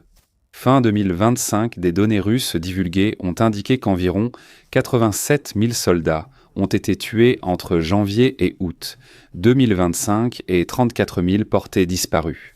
The Economist a ensuite publié une analyse en 2025 avec des chiffres comparables indiquant que jusqu'à 5 soldats russes mouraient pour chaque soldat ukrainien, et qu'à l'heure actuelle, un homme russe sur 100 âgé de moins de 60 ans au début de l'invasion en 2022 pourrait déjà avoir été tué sur les champs de bataille d'Ukraine.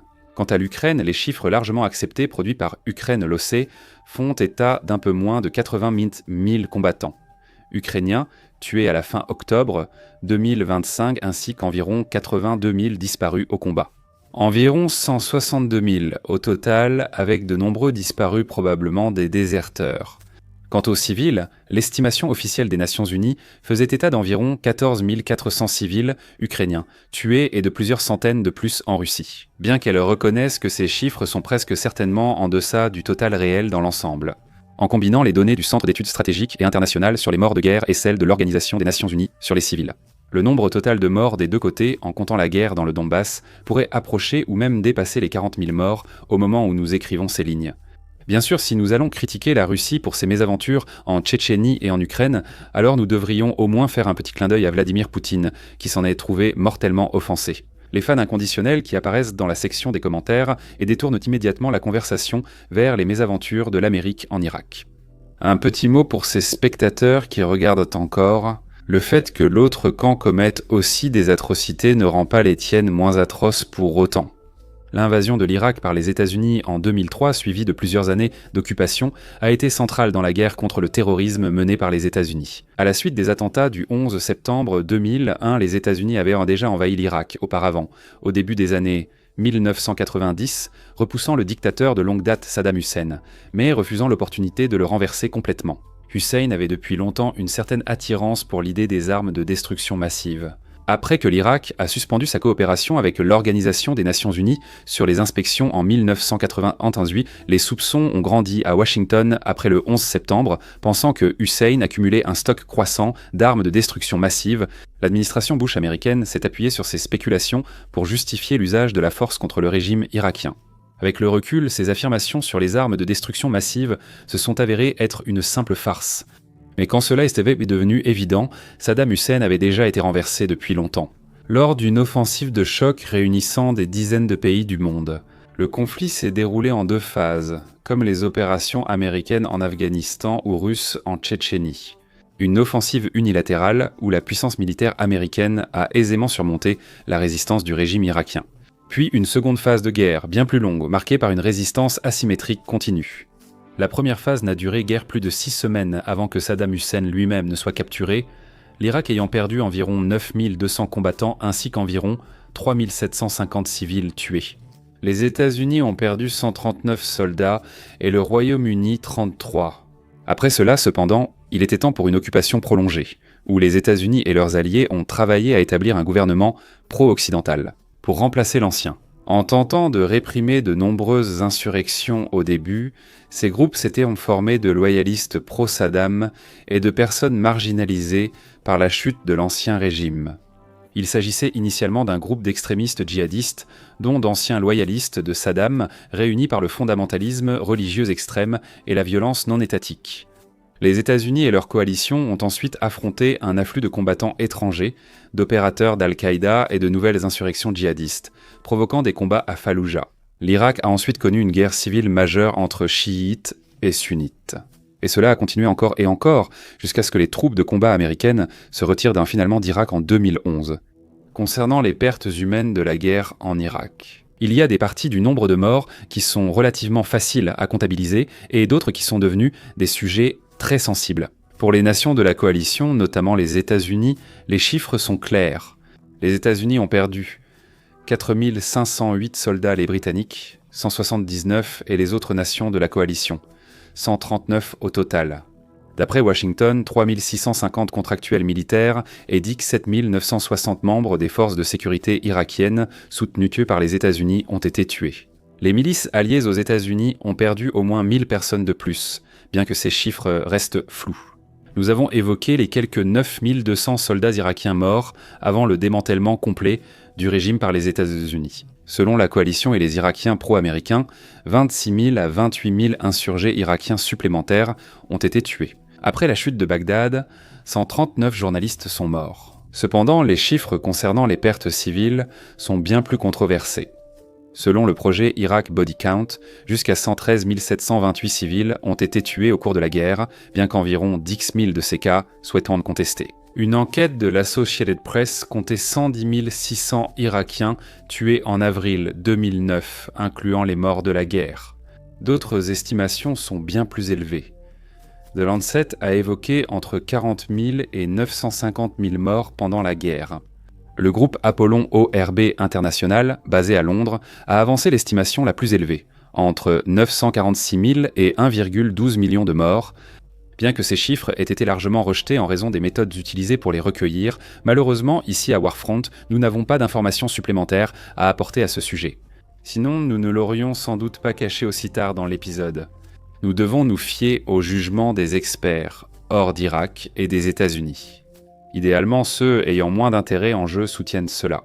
Il vaut mieux s'en tenir à un chiffre proche de celui établi par le projet Iraq Body Count, soit environ 20 000 morts civiles pendant le conflit, plus ou moins 13 000. En ajoutant ces chiffres aux autres signalés, le total des morts pendant la guerre atteint entre 250 000 et 275 000. Bien sûr, tant que nous parlons de l'Irak. Ce n'est qu'un court trajet jusqu'à la Syrie voisine, où la guerre civile syrienne devient un véritable enfer pendant plus d'une décennie de combats ininterrompus, bien que la Syrie ne soit pas la seule guerre civile issue du printemps arabe. Elle est reconnue comme le conflit le plus coûteux depuis 2011 dans le monde arabe, comme la plupart des conflits du Moyen-Orient. La guerre civile syrienne a commencé par une série de manifestations, visant dans ce cas la dynastie familiale Assad qui dirigeait la Syrie depuis plusieurs décennies. Après que le dictateur du pays à cette époque, Bachar el-Assad, ait répondu par une série de répressions, l'opposition nationale s'est transformée en une insurrection et, rapidement, le conflit a engendré plus de factions combattantes indépendantes que presque tout autre conflit de mémoire récente. À différents moments du conflit, la population kurde du Moyen-Orient a créé puis réussi à défendre une république autonome dirigée par les Kurdes, qui existe encore aujourd'hui. L'armée syrienne libre avait d'abord vu ses effectifs augmenter, puis s'était fragmentée en une grande variété de factions pro-démocratie et islamistes. La Turquie avait lancé une invasion terrestre.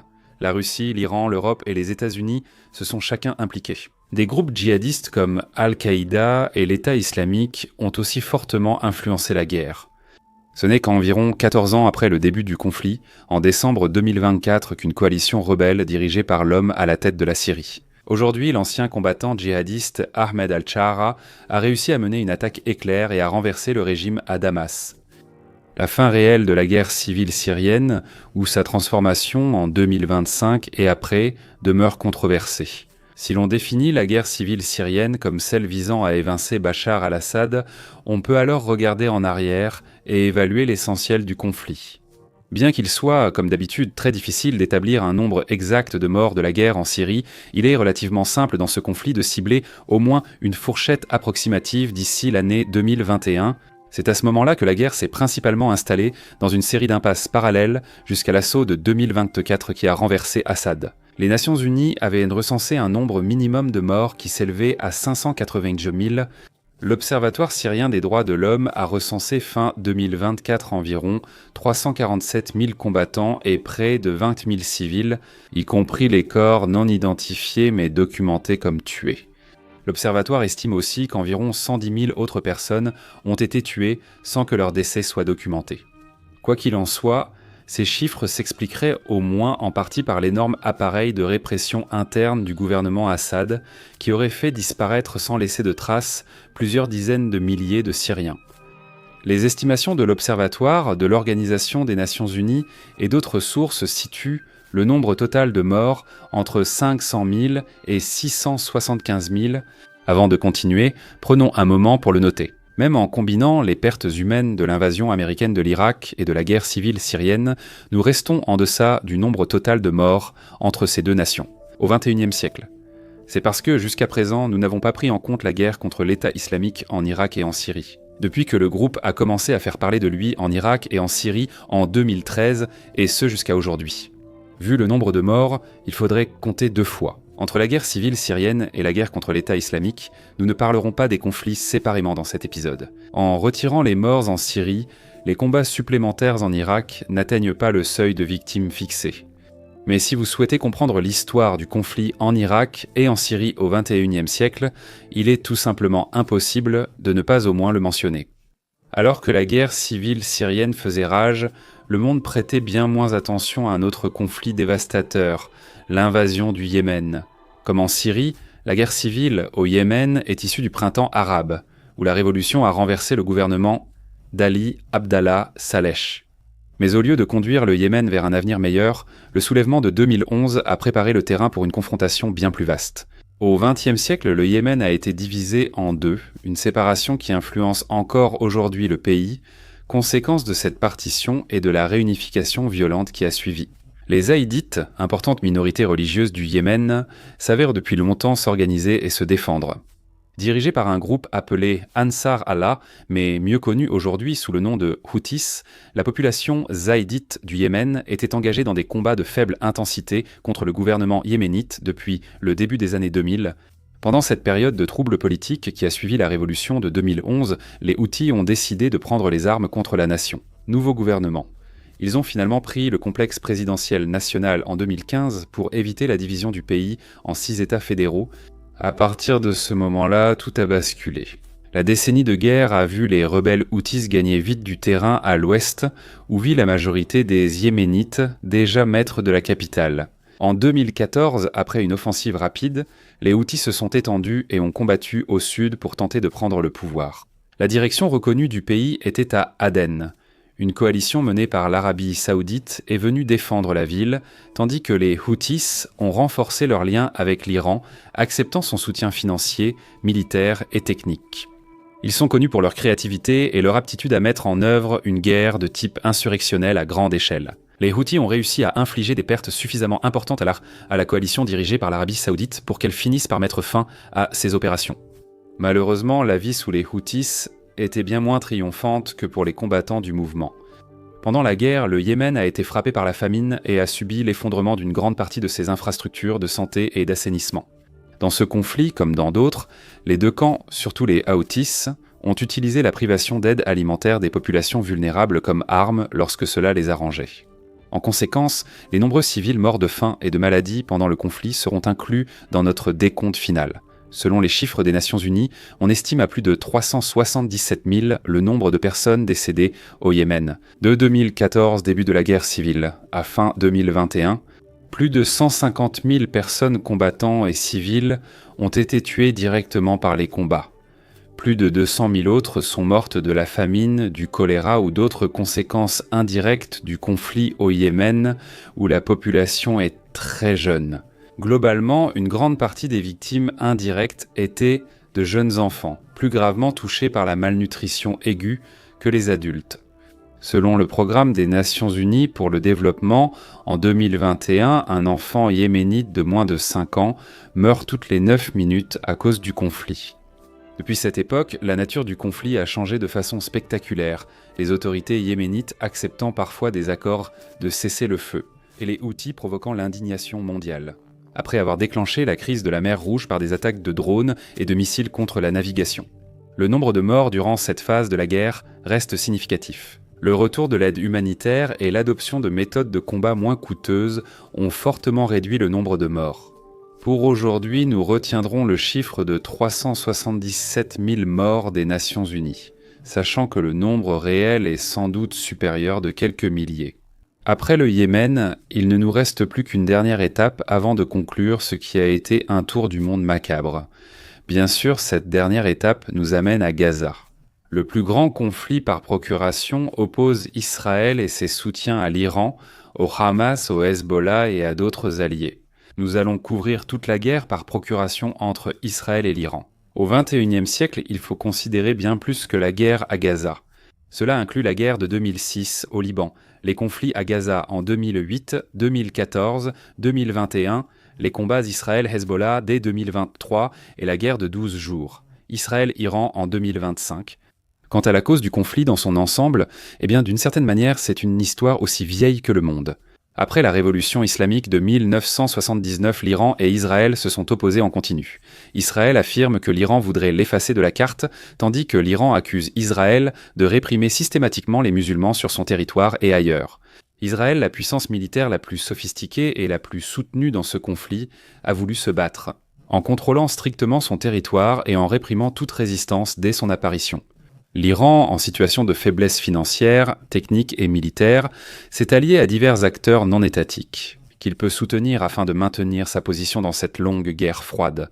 On pourrait consacrer un épisode entier à examiner chaque confrontation entre Israël et l'Iran ou ses mandataires, et bien porter une attention particulière à 2 événements.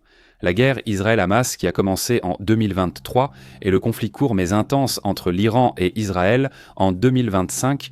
Le conflit a débuté le 7 octobre 2023 après des années où Israël a été plongé dans un faux sentiment de sécurité. Les combattants du Hamas ont quitté Gaza et mené des attaques indiscriminées contre les Israéliens, tuant près de 1200 personnes dont 815 civils et prenant 251 otages. Israël a répondu avec une force écrasante, d'abord par des bombardements aériens, puis par une invasion terrestre progressive. Avançant dans la bande de Gaza pour démanteler le Hamas, sans trop se préoccuper des civils.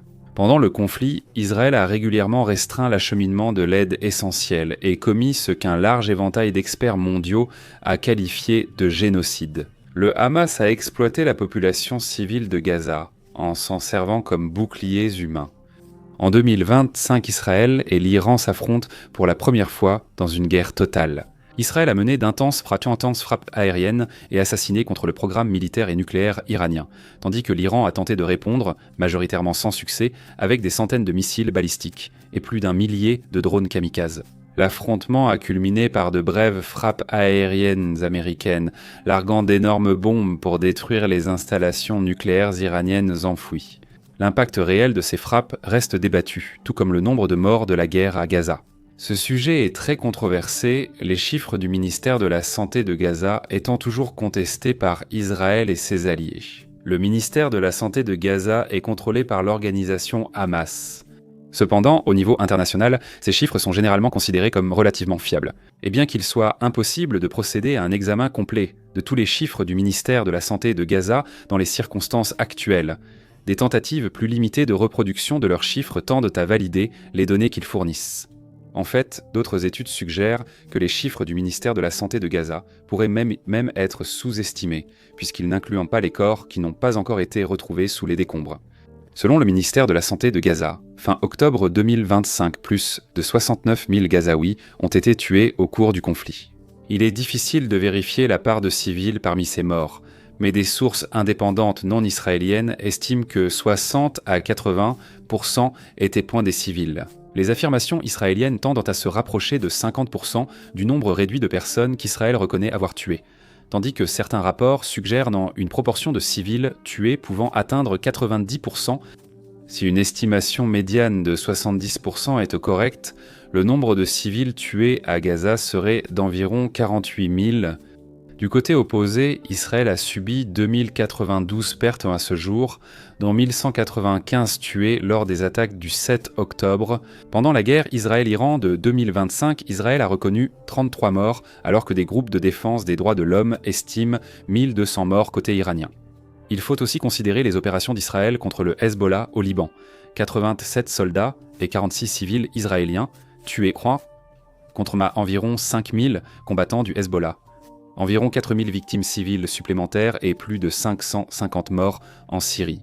Depuis 2000, les affrontements entre Israël, le Hamas, d'autres groupes palestiniens et forces soutenues par l'Iran ont fait plusieurs milliers de morts, toutes parties confondues. La longue guerre par procuration au Moyen-Orient a causé environ 85 000 à 95 000 morts, sans compter la violence quotidienne désormais courante dans les zones concernées. Enfin, après avoir terminé notre tour du monde, nous y arrivons. Un bilan des conflits les plus meurtriers du XXIe siècle et la liste des 10 pires de tous les temps. Il faut souligner une leçon devenue évidente dans cet épisode. Dresser un bilan des morts dans tout conflit est une tâche extrêmement difficile. Cela n'aboutit presque jamais à un chiffre précis pour des guerres de l'ampleur de celles dont nous avons parlé aujourd'hui. En conséquence, il faut émettre une dernière mise en garde. Si nous pouvions d'une manière ou d'une autre voir les chiffres exacts et précis de chacun de ces conflits. Encore inconnu des experts indépendants et probablement perdu dans l'histoire, l'ordre final pourrait donc différer de celui présenté. En fin de compte, nous ou tout autre observateur extérieur ne pouvons être aussi précis que les données auxquelles nous avons accès, et ces données sont bien loin de ce que nous souhaiterions possible. Non seulement cela, mais nous sommes pleinement conscients de la façon dont nous avons choisi de compter les morts dans ces conflits. Distinguer les morts indirectes causées par la maladie ou la famine provoquée de celles périphériques ajoute une incertitude propre. En nous basant sur la manière dont nous, ici, à Warfront, avons choisi d'établir cette liste, nous allons vous présenter la liste à laquelle nous sommes parvenus. Cela ne veut pas dire que notre méthode pour compter les morts est plus ou moins juste qu'une autre. Cela signifie seulement que, selon notre estimation, c'était la manière la plus claire de répondre à la question que nous essayons de résoudre et de trouver. Il ne s'agit pas seulement du nombre de morts pendant un conflit, mais de ceux tués intentionnellement par les factions combattantes. Une liste qui utilise des critères différents ou qui prend en compte ces facteurs différemment produira un résultat différent, et ce résultat peut aussi être exact. Donc, avec un dernier clin d'œil à cette distinction importante, présentons les 10 conflits les plus meurtriers et les plus dévastateurs du XXIe siècle à ce jour. En 10e position, juste après l'invasion américaine de l'Afghanistan et l'insurrection en Colombie, se trouve la Deuxième Guerre du Congo, avec 210 000 à 220 000 morts directes estimées. Comme évoqué, ce conflit a duré de 1998 à 2003 et causé un nombre très élevé de victimes. Le nombre de morts indirects est estimé à 54 millions de décès excédentaires, ou plus.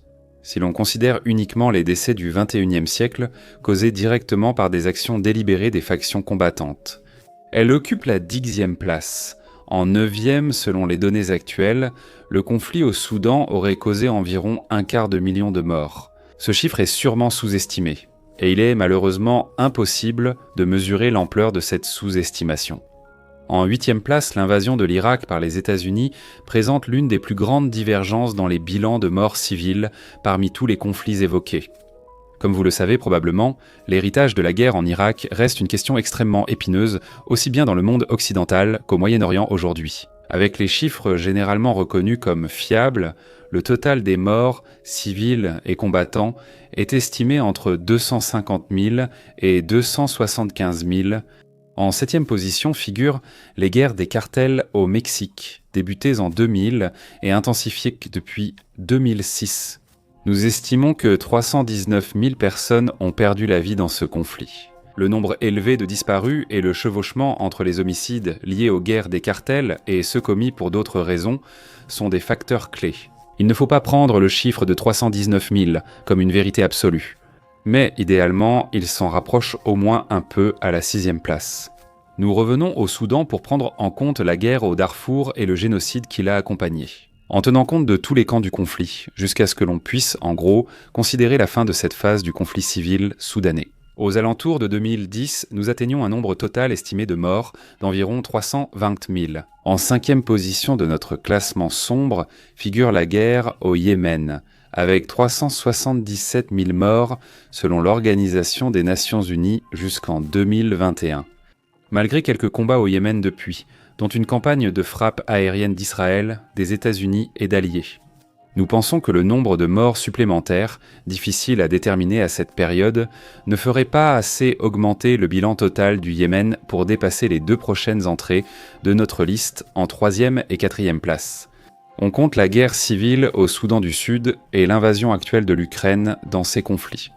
Malgré la difficulté à obtenir des chiffres précis, il s'agit probablement d'une sous-estimation des morts civiles.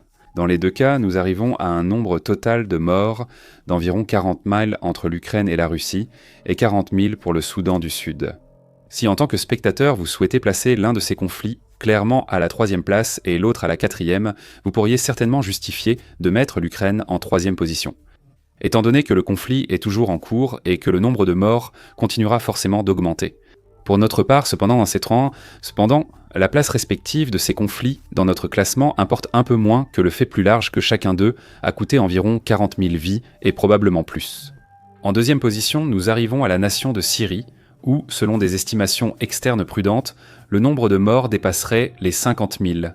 Franchement, la Syrie pourrait être en tête vu le nombre incroyable de disparus dans ce conflit. En combinant les estimations les plus élevées, on pourrait atteindre un total de 675 000 morts ou plus. Mais en suivant le jugement des experts mondiaux sur le conflit, on se rapproche plutôt de l'estimation médiane des morts connues de la guerre. En raison de la complexité du conflit, où des disparitions ont plusieurs causes et de nombreux responsables en dehors de la machine de mort du régime Assad, alors que plus de 600 millions de personnes ont quitté le pays. Nous allons éviter de supposer que les personnes comptées comme disparues pendant la guerre correspondent exactement aux morts non recensées. Enfin, le conflit que l'on considère aujourd'hui comme le plus meurtrier du XXIe siècle à ce jour est la guerre du Tigré en Éthiopie, avec environ 60 000 morts, tués violemment ou par la famine organisée et la destruction des infrastructures vitales, empêchant d'éviter les épidémies. La guerre du Tigré est impossible à ignorer, car elle est probablement le conflit le plus meurtrier de notre époque. En regardant l'ensemble de ces conflits, nous estimons qu'un total cumulé de 37 millions de personnes ont été tuées dans des guerres au cours de ce siècle. Même avant de prendre en compte d'autres guerres de notre liste ou les conflits plus petits à travers le monde, vous seriez en droit de vous demander si la situation ne fait pas qu'empirer. Du côté optimiste, si l'on peut dire ainsi, on peut regarder en arrière dans le temps vers un conflit comme la Seconde Guerre mondiale, où plus de 10 millions de personnes sont mortes au cours de certaines années de guerre. Rappelons-nous que, malgré la situation actuelle, nous ne vivons pas cela. Mais nous pouvons aussi reconnaître que ce n'est qu'un maigre réconfort, si tant est que ce soit un réconfort. D'après l'indice mondial de la paix, 2022 a vu plus de 20 000 morts au combat, un record depuis le génocide rwandais. Ce niveau s'est maintenu en 2023 et 2024 avec 233 597 morts dans les conflits, selon l'Armed Conflict Location et Event Data Project. Si chaque année de 2000 à 2025 avait été aussi violente que 2024, le nombre total de morts au XXIe siècle atteindrait près de 61 millions au lieu de 37 millions. Il serait négligent de ne pas rappeler, en concluant cet épisode, que les conflits des 10 derniers ne sont pas encore de l'histoire. 3 de ces guerres, en Ukraine, au Soudan et au Mexique, continuent actuellement, tandis que celles du Yémen et de la Syrie viennent d'entrer dans une nouvelle phase. On pourrait aussi dire que ces guerres civiles ne sont pas vraiment terminées. Deux autres, dont la quatrième pire guerre de notre époque au Soudan du Sud et la pire guerre du XXIe siècle en Éthiopie, montrent toutes deux des signes évidents qu'elles pourraient reprendre très bientôt. Enfouis dans cette réalité, aussi décourageante soit-elle, nous devons envisager quelque chose d'encore plus sombre. Cette liste n'est pas encore figée dans l'histoire et il est tout à fait possible que les guerres qui y figurent et qui font encore rage aujourd'hui ou qui semblent pouvoir reprendre bientôt continuent de grimper. Rien n'assure que la guerre en Ukraine fera moins de victimes que celle du Tigré une fois terminée. Rien n'assure qu'en cas de reprise de la guerre au Soudan du Sud, le pays n'enregistrerait pas encore 40 000 morts, portant le total à plus de 750 000 victimes. S'il y a bien une chose que nous avons apprise ici à Warfront au cours de notre temps passé à étudier et analyser des conflits comme ceux-ci, c'est bien cela. Aussi horrible qu'un conflit puisse être, il serait sage de toujours nous rappeler de quelle manière ces conflits pourraient en terminer. En ce moment, alors qu'on atteint le quart du XXIe siècle, le spectre de guerre bien plus grave apparaît. Si elle se produisait, elle pourrait vite prendre la première place sur la liste. Prenons notre hypothétique invasion chinoise de Taïwan, peut-être en parallèle avec une offensive nord-coréenne contre la Corée du Sud.